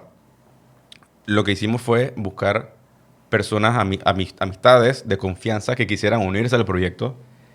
Y naturalmente, cuando la gente pone su input, va a crear cosas nuevas. Entonces, a mí me gusta mucho eso de que la gente le meta su signature a la música. Entonces, definitivamente, si bien es como la música que me gusta escuchar a mí, definitivamente tiene mucho de todos. Okay. Sobre todo Quique en la batería, que es socio, mano derecha mía de todos los días como músico, que nosotros estamos en el mundo de la música en vivo, covers y esto, pero es otro metalero cerrado. O sea, Quique es muy heavy. Entonces, el tener un baterista como él en tu grupo es brutal porque toca extremo, pero es muy musical. Entonces, es un tipo que sabe cómo liderizar y eso me gusta. O sea, a ver, creo que lo normal es que las personas que sean como jefes o fundadores y este tipo de cosas sean muy controladores. Y eso está cool. Pero creo que es más cool todavía si tú te logras rodear de otra gente igual de hat. Porque la retroalimentación artística es cuando lleva a niveles muy brutales. Si lo haces todo tú, necesitas otras cabezas, otras mentes. Bueno, muchas veces hay bandas que terminan justamente por uno hacer todo. Es que no sirve. El caso de mi primera banda en Brasil, yo era el tipo que hacía todo. O sea, yo soy de la época de grabar las demos en cassette, ir hasta el correo, meter en un sobre y enviar a todo el mundo. Claro. ¿No? Y tener los contactos y todo más. Yo hacía esto. Agendar los toques, yo lo hacía. Agendar las prácticas, los ensayos, yo lo hacía. O sea, y en un momento tú dices, puta, aquí me acompaña, ¿no? Es muy difícil. Tú tienes que tener un equipo como de 10, 12 personas. Más allá de la música. Bien, para que tengas una idea, fuimos a grabar el primer disco, estoy hablando de 89. Yo nací en el 89. Bueno, yo estaba dentro de un estudio de 89, tenía 18 años. Yo tenía las letras escritas por el cantante, donde yo estaba transcribiendo porque su letra no se entendía, era una mierda. Entonces yo hacía esto, es como, ¿sabes? O sea, claro. Yo no puedo hacer todo. Y terminó, obviamente, después de años con ellos, que yo me fui por otras razones también, pero una era esta, o sea, yo estaba como sobrecargado de todo, todo. Te quedas sin energía, man. ¿Sabes? O sea, tú como líder o fundador, lo que sea, tú puedes tener una idea. O sea, tú puedes como que, hey, muchachos, vamos por aquí o lo que tú quieras, hacer demos, pero eventualmente tienes que darle el espacio creativo a las demás personas. Total. Es porque la otra persona se siente que pertenece. No, Entonces, y también yo creo que abre un espacio para tú aprender también, claro, ¿no? Cuando estás totalmente. con gente que tiene conocimiento, que tiene compromiso, que Claro. tiene liderazgo. Eso. O sea, tú te alimentas de eso, ¿no? Sí. También. No puedes cortarle las alas a la gente que es creativa. Eso es como el peor error que puedes hacer. Y quería mencionar algo antes de hablar del tema de tú como profesor, como maestro de música, que tuvimos oportunidad de tocar juntos en un cover de No Doubts. Oh, yes. Y tú, yo, Cus y Adriana. ¿no? Y a mí me pasó algo que me dio mucha pena. ¿Por qué? Y te pido perdón. No. Porque yo nunca estuve en un proyecto para tocar cover. Fue como la primera vez. Y yo no sabía la dinámica. La dinámica para mí era que íbamos a tener como 10 prácticas. Ya, ok. ¿No? Ok. Y Sí. como no, o sea, la primera yo estaba bastante, o sea, no preparado. Y fue la única. Y cuando yo me voy de ¿Fue una sola práctica? Sí, y cuando yo me voy de esta práctica, yo me dice, o sea, tú dejaste el peor de ti, ¿no? No, que es jamás. exactamente como no No, soy. no. Pero ahí entendí un poco también la dinámica de la profesión músico. Claro, es claro, diferente, yo no es mi profesión. Entonces, Y eso me recuerdo en una entrevista de Panadidos cuando Adair entrevistó a Estepario Severiano, Al Estepario, claro. que él mencionó una cosa y es verdad, ¿no? Es decir, ¿por qué tú haces tantas cosas diferentes y todo lo demás? Y Estepario dijo, bro, yo vivo de esto. O sea, yo tengo que crear contenidos y Claro. cosas para que la gente se entretenga y yo puedo vivir de eso porque esa es mi profesión.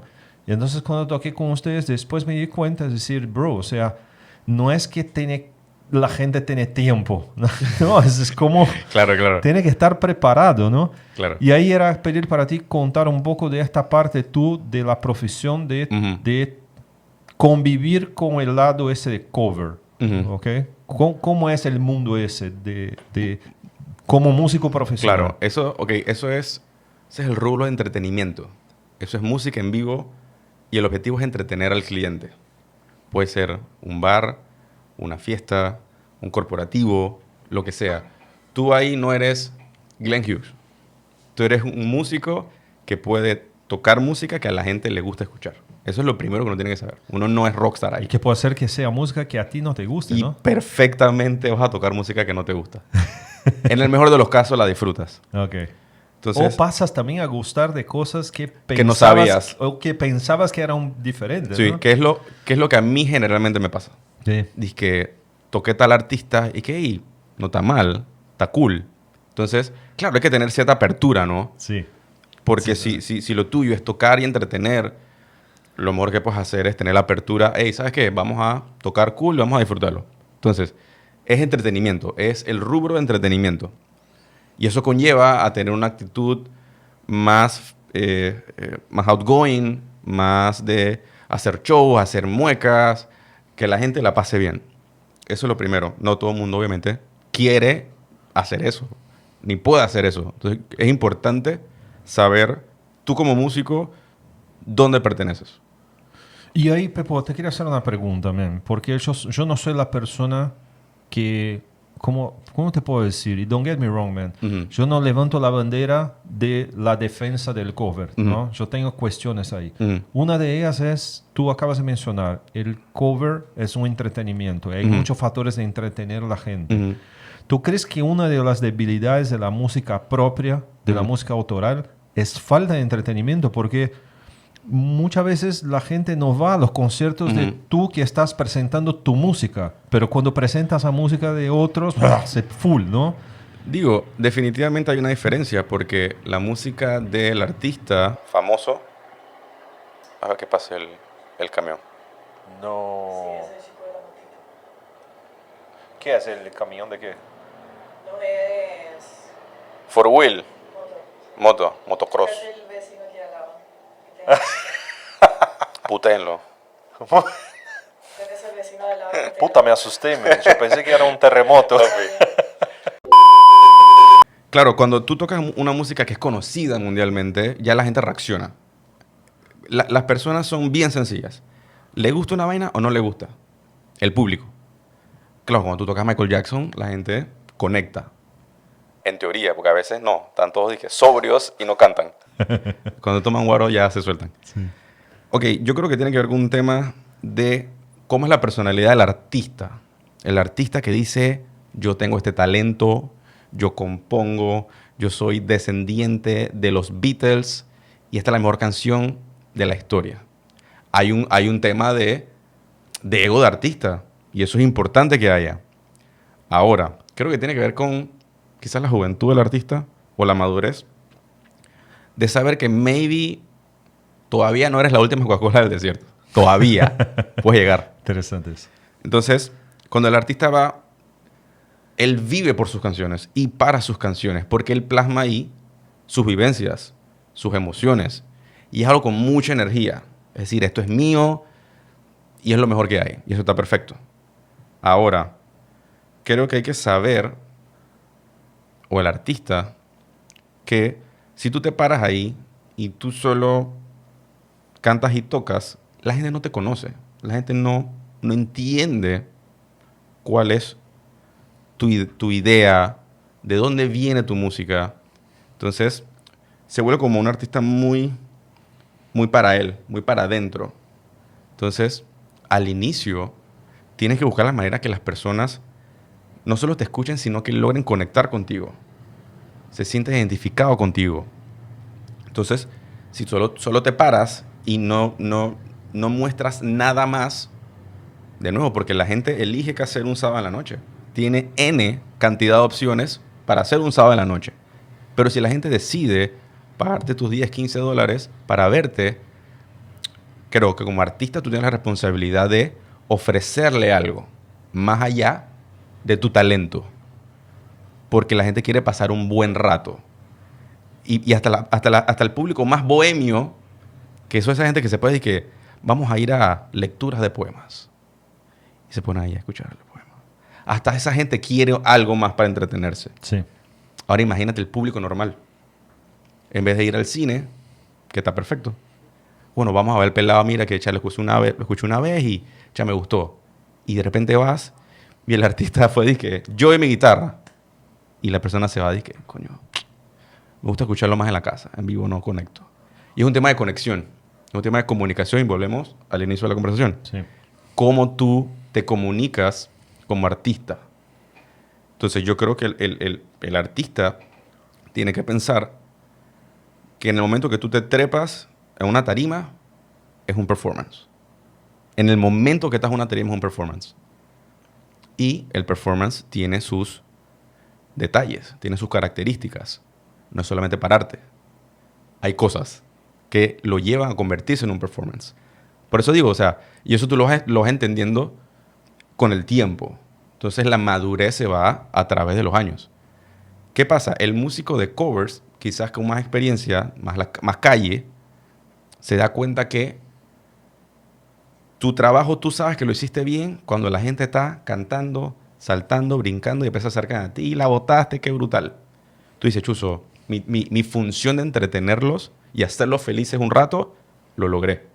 Entonces, es el mindset de que en la tarima tú eres importante, pero la persona también es importante. Olvidarte un poquito de tu ego y saber que si la persona te fue a ver, pagó, está ahí porque aprecia tu arte, tienes que darle el valor que se merece al público. Bueno, gracias por no es aclarar, sino dar tu punto de vista en algo que para mí me parece tan sensible en el sentido de que ¿cuál es mi pensamiento? Yo no soy panameño, yo vengo de Brasil, que todos dicen que no, mucha música en Brasil y todo lo demás. Ok, cool. Pero yo siempre, a mí me gusta traer a la proporción, ¿no? Brasil es un país de 220 millones y en Panamá estamos hablando de 4.5 millones, ¿no? Ojalá toda la gente de Brasil tuviera oportunidad de conocer la música en Panamá, ¿no? Músicos y las bandas, y porque proporcionalmente hablando no hay diferencia para mí, ¿no? Y cuando yo hablo de cover es que yo, defensor de la música de Panamá y los músicos panameños, a mí me encantaría que ustedes como música autoral tuvieran más proyección, ¿sabes? Es decir, puta madre, en Brasil o en cualquier otro lugar... La gente sabe que es Panamá, es panameño. Yo te voy a decir algo. Mucha gente en Brasil, pero te puedo decir mucho, no sé, si ponemos en una balanza el peso que esté ahí, un 95%, no tiene idea que Billy Cohen es panameño. Claro, ni los panameños saben. No tiene idea, ¿sabes? Y eso es la cosa que como me da... Claro. No me gustaría pensar de que Pepo, por ejemplo, llega a ser conocido en Brasil por una banda de cover. Claro. No, definitivamente bastante difícil no, que eso pase. ¿sabes? Pero, no, man, es que hoy si tú ves, hay muchas bandas cover que invirtieron en eso y son conocidas por eso. Tú vas a canales en YouTube de bandas que son fenomenales. O sea, tocan exactamente igual las bandas que están interpretando y los músicos son conocidos por esta banda. O sea, no es un tema... de que si tiene su grupo autoral y todo lo demás propio, no, o sea, son conocidos ahí. Y eso es para mí lo que muchas veces digo músicos que digo, man, puta, entiendo que está cool, el cover hacen súper bien, pero yo los conozco, yo sé que son músicos, ¿sabes? De su creación, el tema es la creación, ¿sabes? Que crean cosas tan cool cuanto el cover que están tocando. Es esta la fricción que tengo un poco en mi cabeza, ¿no? Yo lo entendí un poquito diferente hace muchos años. Y es que no todos los músicos son iguales, ni quieren lo mismo, ni tienen la misma función. Hay músicos que le encanta y solo quieren hacer música propia. Hay músicos que son que los contratan para tocar música de otro. Y yo me acuerdo de Abraham Dubarram, que él dijo, yo nunca quiero tener una banda de que, rock y vaina. Yo quiero de que ser músico, que me contraten, yo leo la vaina, toco y soy brutal. Él nunca quiso de que una banda. Él quiere ser intérprete. Entonces, hay gente que son maestros, que no quieren ni componer, ni tocar covers, ni nada. Ellos quieren enseñar. Y está el rubro que yo en el camino me di cuenta que me gustaba mucho, que era el rubro del entretenimiento. Quizás por mi personalidad en tarima, por mi manera de divertirme o lo que sea, me comenzó a pasar que me salía bien conectar con la gente, hacer chistes en tarima, y eso es lo que me ha dado trabajo, básicamente en este rubro. Y al menos yo me enfoco mucho en lo que pasa en la tarima, en el performance, en que la gente, tú puedes hacer un monólogo de 2 minutos con el público. Es algo que yo hago mucho, porque yo creo que la gente vino y creo que la pasen bien. Donde la música es el elemento que conecta. Pero pueden pasar muchas cosas. Sí. Pero el elemento, obviamente, es la música. Entonces, yo lo entendí de esa forma. Y es que no todos somos el mismo tipo de músico. Ni queremos ser el mismo tipo de músico. Creo que cada quien puede hacer lo que le haga feliz. Hay manes que están en su cuarto feliz de la vida, volando nota. Pero sal a tocar. No quiero. Déjame aquí. Total, conozco varios. Ya. Ahora que estás mencionando. Sí, el man quiere estar ahí. Sí, es verdad. O quiere estar en la escuela. Dije, pero sal a tocar. Tú cantas. No me gusta la gente. Sí. Entonces eso, es como que hay todo un abanico de distintos tipos de músicos. Yo lo voy a hacer. Pepo, tenemos 2 temas antes de finalizar. Ya estamos casi cerca ahí. Pero uno que justo mencioné que iba a tocar, que es tú como maestro, ¿no? Uh-huh. Y a mí me encanta que tú en las redes sociales siempre pones tus alumnos. La ahí, clase, ¿no? sí. Y eso es para mí, digo, si yo fuera tu alumno, yo creo que es brutal porque independiente de tu nivel, es algo que, puta, o sea, es brutal, ¿no? Saber que alguien está incentivando a ti a claro. hacer el tono. ¿Cómo es esta parte de la vida de profesor? ¿Es fácil identificar quién son los que tú sabes que van seguir y apuntar? Es súper fácil. Y los que no en un momento decir, ¿sabes qué? Ya sé que va por otro lado, ¿no? Claro. Pero, ¿cómo es? Bueno, todo empieza cuando yo me gradué de la escuela y yo dije, hey, quiero tener plata. ¿Qué puedo hacer? Fue como que, hey, yo sé tocar bien guitarra, bajo. Yo creo que yo puedo enseñarle a niños. Y comencé dándole clases a niños, 6, 7, 8, 9 años. Tenía un primito, bueno, ya es más adulto que Manuel. Entonces, yo comencé y de clase en clase, ahorré y me compré el bajo que quería. Entonces, yo creo que muchas vainas en la vida tú las comienzas a hacer sin saber luego la repercusión en tu propia vida. Sí. Dije, man, sin darme cuenta, esto se convirtió en mi convicción de vida, en aquello que me hace feliz. Entonces, yo primero comencé así como con clases en la casa de los niños, que no sé qué, yo de 19 años. Luego, yo creo que yo regresé a la MP.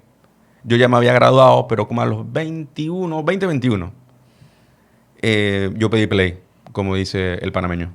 Yo dije, hey, yo me gradué aquí, yo puedo dar clases. Y me dieron chance. Y tuve ahí como 1 año y medio. Claro, ya en un formato más de horarios de sí. Tienes que marcar, tienes que si llegas tarde te putean. Entonces, pero en ese momento para mí era súper cool. Era disque chuzo. Y yo le di clases a un montón de gente. Gente que tiene banda hoy en día, gente que son artistas hoy en día, yo le di clases. Qué cool. Pero yo de peladito. Entonces es un poco raro también, pues. Pero fue una experiencia súper bonita que me enseñó lo fundamental de la enseñanza. Yo creo que obviamente he mejorado mucho con los años, pero esa experiencia era necesaria. Por la plata, por la responsabilidad de que, hey, man, mi papá no me da plata, de que hey, tú quieres trabaja. Así que yo tenía que ir a trabajar de la mejor manera en que yo podía trabajar. No me metí al call center.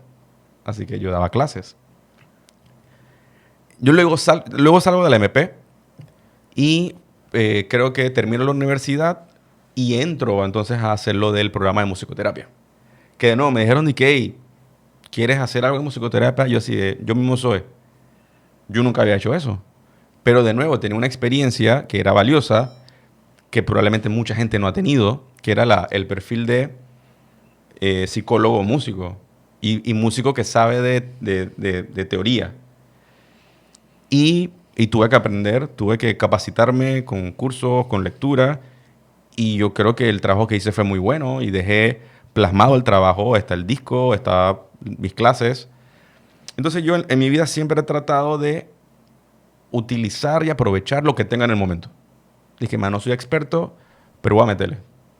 Entonces, luego de ahí, luego que yo... Ok, el turning point de todo es cuando yo renuncio. A los 27, me parece, o 28, no me acuerdo. Y yo dije, esa es una vaina. En verdad, yo renuncié por rebelde. Porque a mí nunca me ha gustado como hacer caso. Dije, en el sentido de que Conociendo a Pepo acá. de que llegaste tarde 5 minutos, te mando memo. Así, ¿qué?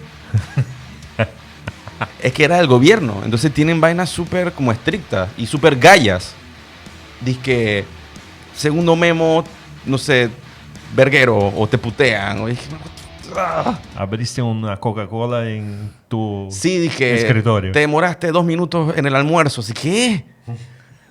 Vainas. Es que a veces te mandan memes por unas cosas que quedas como... ¿Por qué? Porque, exacto, no yo tiene dije... sentido. Y yo estaba así, dije, brother, no puedo. Y esa es la mente del artista. El artista no lo puedes tener como encuadrado en una cajeta. Tienes que darle libertad. Entonces yo siempre fui muy así. Yo dije, ¿sabes qué? Me largo. De hecho, el director en ese entonces y actual, Aníbal, es de mis mejores amigos. Estábamos en Dream Theater juntos. O sea, de verdad, dije, man, es como un hermano mayor mío. Y dije, Aníbal, me voy. Fuck this. Y me fui. pero con la convicción, ¿por qué? Porque ya yo venía tocando en las noches, en los tiempos cuando estaba Hush y Lynchburg, allá en la Avenida Cincuentenario, San Francisco. San Francisco, que estaban los cover hat, que la vida de cover de tributo estaba súper cool. Entonces yo salía del centro y iba a ensayar o iba a tocar. Entonces yo tocaba jueves en Hush. Tú hacías cover de Metallica y Megadeth De con todo. Rixazo, ¿no? Sí, claro. Sí, Yo decía lo que fuese. Chaquirazos, man. Los chaquirazos estaba lleno de mujererío esa vaina. Eran súper divertidos. Claro, pero si yo tocaba jueves, tenía que pararme el viernes y marcar a las 6:30. Claro que no. Me voy. Y me fui. Pero con la convicción de decir, ¿sabes qué? ¿Qué yo puedo hacer realmente con mi tiempo para poder seguir creciendo? Porque no, cuando tú estás en una estructura, en una oficina, puede ser privado del gobierno, tú dependes mucho que tu crecimiento depende mucho, no de ti, de lo que diga tu jefe, Exactamente. tu superior. Si él cree que tú vales teto, no te van a dar tu aumento, porque él piensa que no, aunque tú creas que sí. Entonces, ese tipo de vainas, dije, man, me ofuscan. Es horrible. Entonces dije, man, tú no vas a decidir lo que yo valgo, fuck it. Y yo me dije, ¿sabes qué? Yo voy a seguir tocando. Me puse más serio con los toques. Porque no, en Panamá no hay bajistas. Entonces, estaba tocando mucho. En Jarroscotel, un montón de lugares. Tenía más alumnos. Tenía tiempo para hacer cosas. Obviamente, lo que yo podía ganar al inicio no era tanto, pero la constancia te va llevando a que poco a poco la vaina vaya mejorando. Entonces, la constancia, esa palabra me gusta. Y bueno, me fui para la porra y desde ese entonces, que eso fue como 2000... Ah, mentira. Después esto no todo el mundo lo sabe. Cuando regresé de Wacken, no tenía plata, porque te gastas un montón de plata en esas vainas de turear. Y me metí a servir café. Pedí play trabajando en Café Unido. Because Reasons. Y me tripié en mi época de servir cafés. ¿En qué Café Unido fue? Primero hice Multiplaza y después hice Vía Argentina. Ok.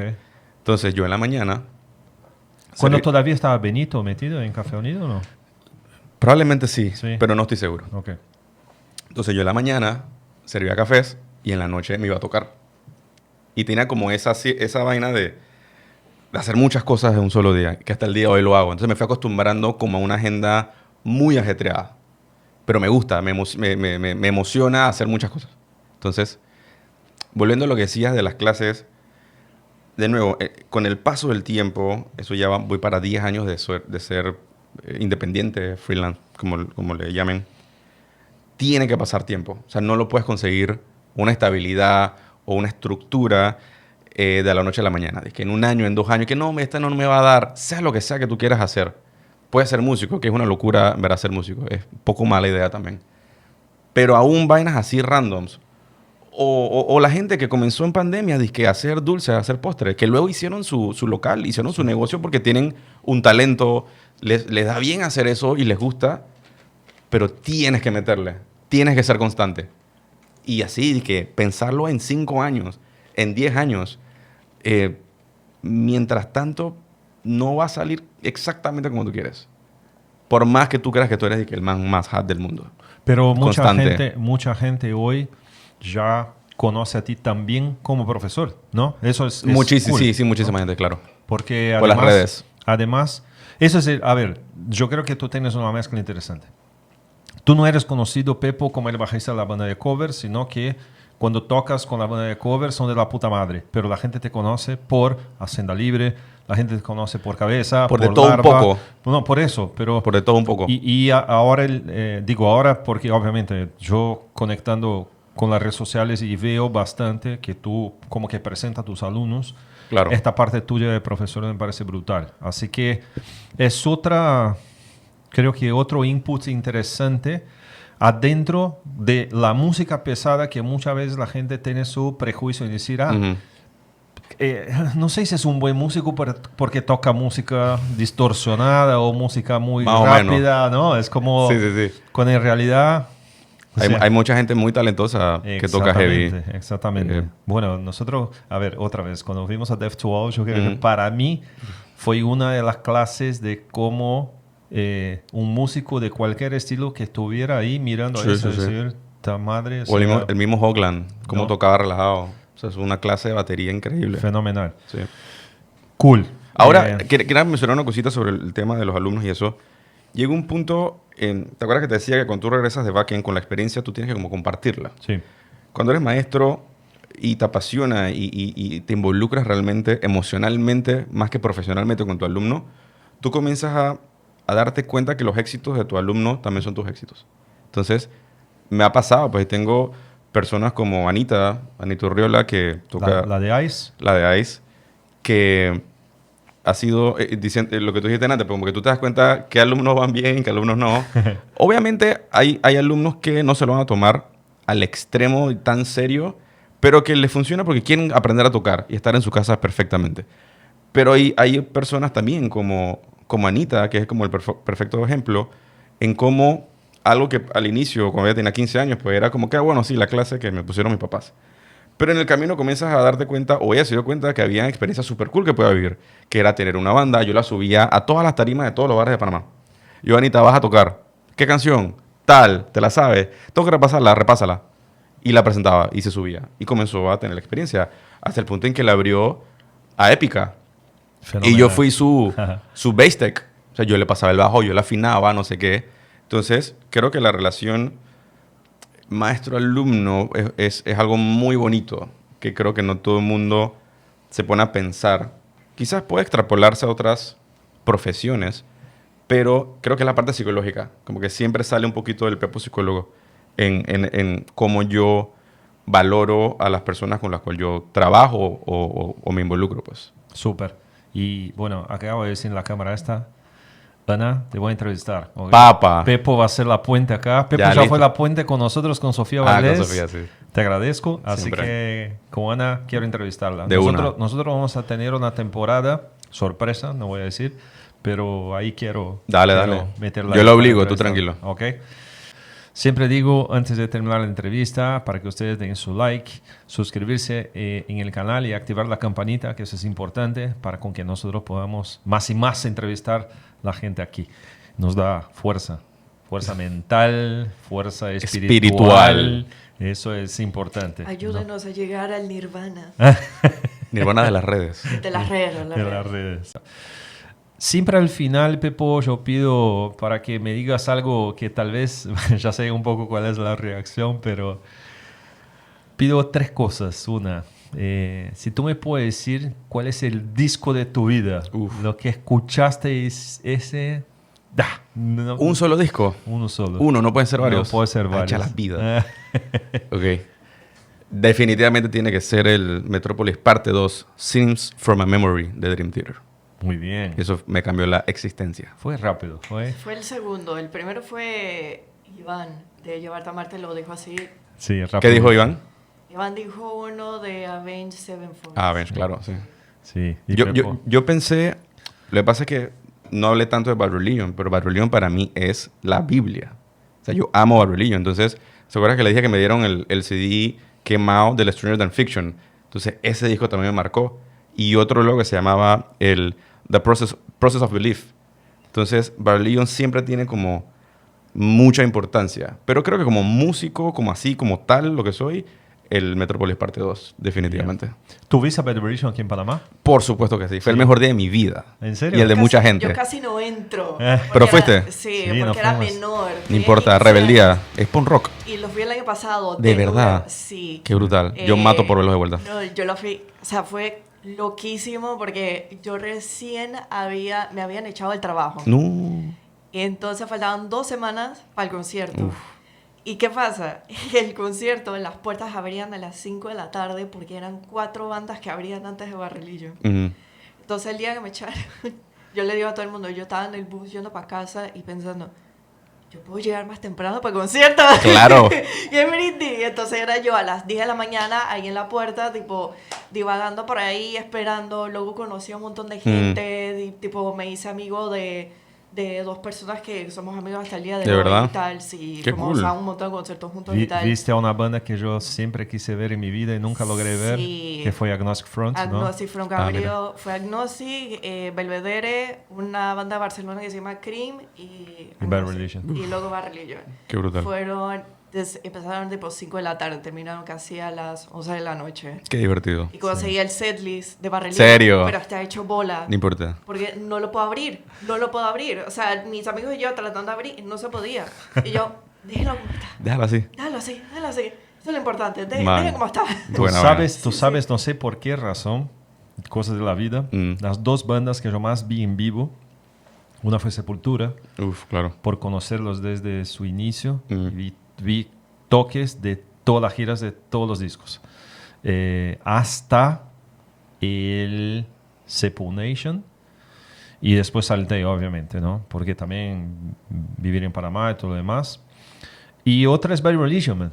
De verdad. Yo creo Es que lo máximo. si sumo los conciertos de Bad Religion que vi, es más de 10. De verdad. De verdad. Maldita sea. De verdad, de verdad. Llevo uno solamente. En ocasiones distintas, en festivales o toques solamente de ellos. Ah. Sé que Es lo más divertido que uno puede ver en la vida. mucho, mucho, me encanta. Yo soy súper fan de Bad Religion. Bueno, viste. Ok, pregunta 2. ¿Cuál es el show o el festival que fuiste y es inolvidable para ti? Wow. Festival. O un show, O un show. de una banda X. No, yo creo que el de Bad Religion. El de... ¿Se acuerdan cómo se llama? Que no sé qué extravaganza, una cosa así. Que ¿El fue de en Panamá? en- Sí, sí, que fue en Causeway, ¿no? En el Causeway. Sí.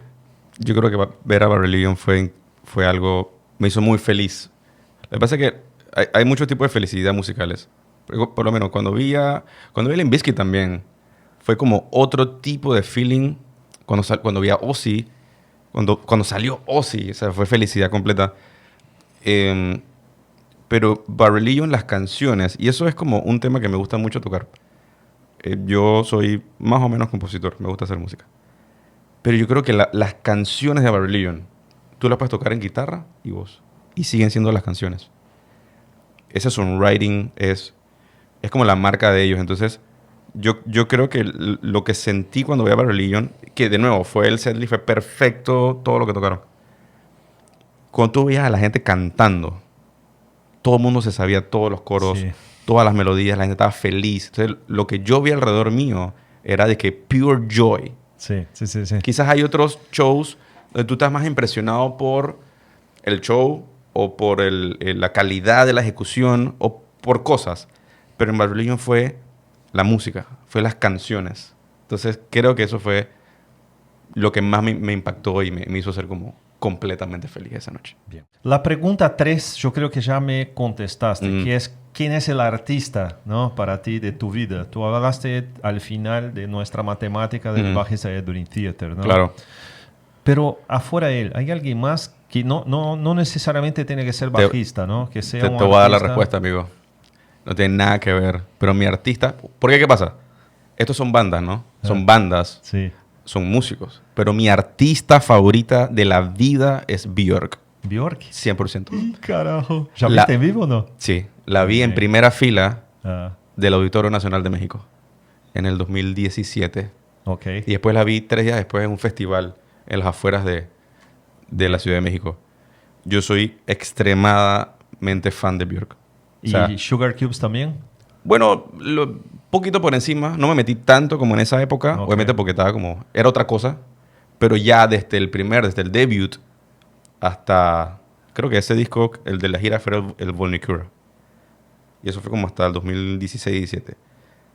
Yo me sé todas las canciones, man. Qué cool. Todo, sé todos los coros, todo. Entonces, mi artista como tal favorita, porque bueno, las otras son bandas, es Björk.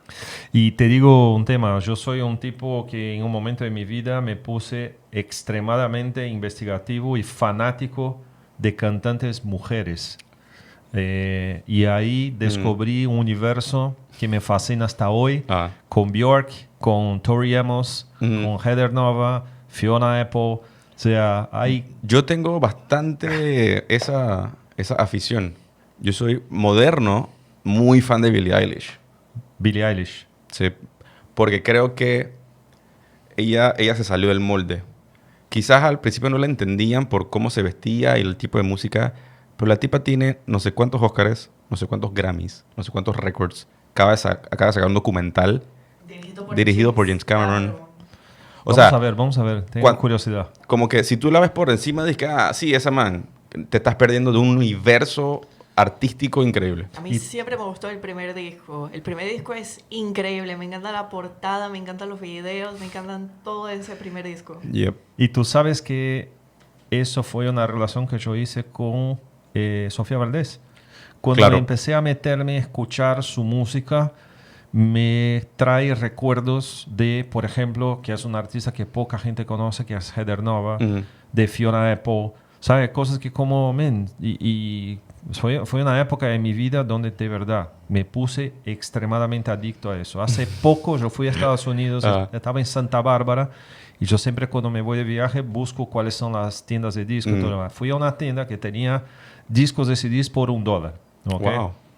Men, yo encontré miles de singles de Tori Amos. No en serio, quiero que compré como 10, 12, así, ¿no? Docena. Y por $12, ¿no? Qué loco. Y feliz. Claro. Hasta hoy me genera demasiado PJ Harvey. Yo soy, súper fan de ella.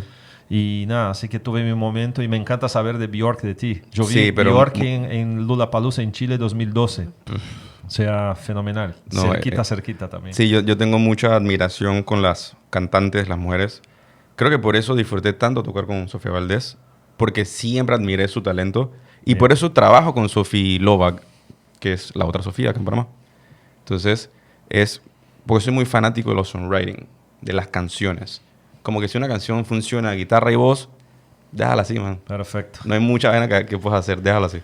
Pepo, yo creo que nosotros tenemos ahí conversaciones, asunto para 5 horas, man. Yo también Me lo creo, encanta- amigo. Me encanta hablar contigo. Igualmente. Y tengo, como mencioné al principio, mucha admiración por ti. Gracias, hermano, igualmente. Creo que además de músico, esta parte tuya que no conocía, de psicólogo y todo lo demás, es algo que te suma mucho. ¿Ok? Gracias, man.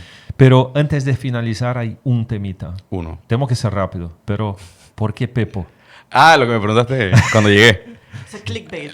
Sí, exactamente. Ok. Cuando yo estaba, no me acuerdo si yo estaba en la panza de mi mamá o estaba recién nacido, pero mis papás tenían un amigo que le decían Pepo. Entonces mi hermana mayor, que en ese momento podía tener 3 años, según me dijo mi mamá, ella dijo, dizque, sí, porque mi hermanito también se va a llamar Pepo. Algo así fue como que dijo y quedó ahí. Cuando yo comencé a crecer en la familia, no sé qué, mis tías, por parte de la familia de mi papá, todas las tías eran Pepito. Pepito, Pepito, Pepito, Pepito. Incluso en la otra familia también me decían Pepo. Mi abuelo, ¿te acuerdas que te dije que mi abuelo era de San Antonio? Sí. Texas, él me decía Pepo. Pero no te puedo decir si fue por lo que dijo mi hermana, que probablemente después, o sea, fue ahí y se comenzó como a regar. Primero fue en familia y me decían Pepito. En la barriada escucharon que me decían Pepito o Pepo. Y comenzaron mis amigos, esto que te conté, que estábamos tocando y New Metal y vaina, y Tony Hawk. Y comenzaron a decirme Pepo en la barriada. Luego en la escuela se dieron cuenta que me habían dicho Pepo. Porque me decían que Rafa o González. Y entonces luego en la Salle comenzó Pepo. Y luego en San Francisco con mis amigos músicos era Pepo. Y se fue. Y me lo tatué. Ah, mira, ahí tiene. Pepo. Entonces, como que el personaje... Se creó este personaje que la mayoría del tiempo es la persona o la versión que la gente conoce. Ok. Entonces, porque nadie me dice Rafael. Creo que mis papás me dicen Rafi. Ok. Mi papá me dice Rafael, mi mamá me dice Rafi. Pero de ahí para adelante, absolutamente todo el mundo me conoce como Pepo. Ahora todos vamos a ver. Todo el mundo lo va a saber. Y me van a seguir diciendo Pepo. Súper. Pepo, men, mil gracias Amigo, por la conversación, de verdad. Un placer, de verdad. Un gustazo tenerte Brutal. aquí. Bueno, para ustedes que pudieron acompañar la entrevista, estoy seguro que de la puta madre lo que habló este señor acá. Y agradezco siempre por el tiempo, por la disponibilidad. Y seguimos con más entrevistas en esta temporada hablando de heavy music. Pero se mezcla mucho, ¿no?, el tema de los estilos musicales, así que nada, una vez más, gracias Pepo. Gracias por invitarme, un honor. Muchísimas gracias otra vez por todo tu Gracias, apoyo. productora. Mi esposa, que es la que recibe a la gente aquí en mi casa siempre. Y nada, así que nos vemos en la próxima entrevista. Súper un abrazo. Chao. Chao.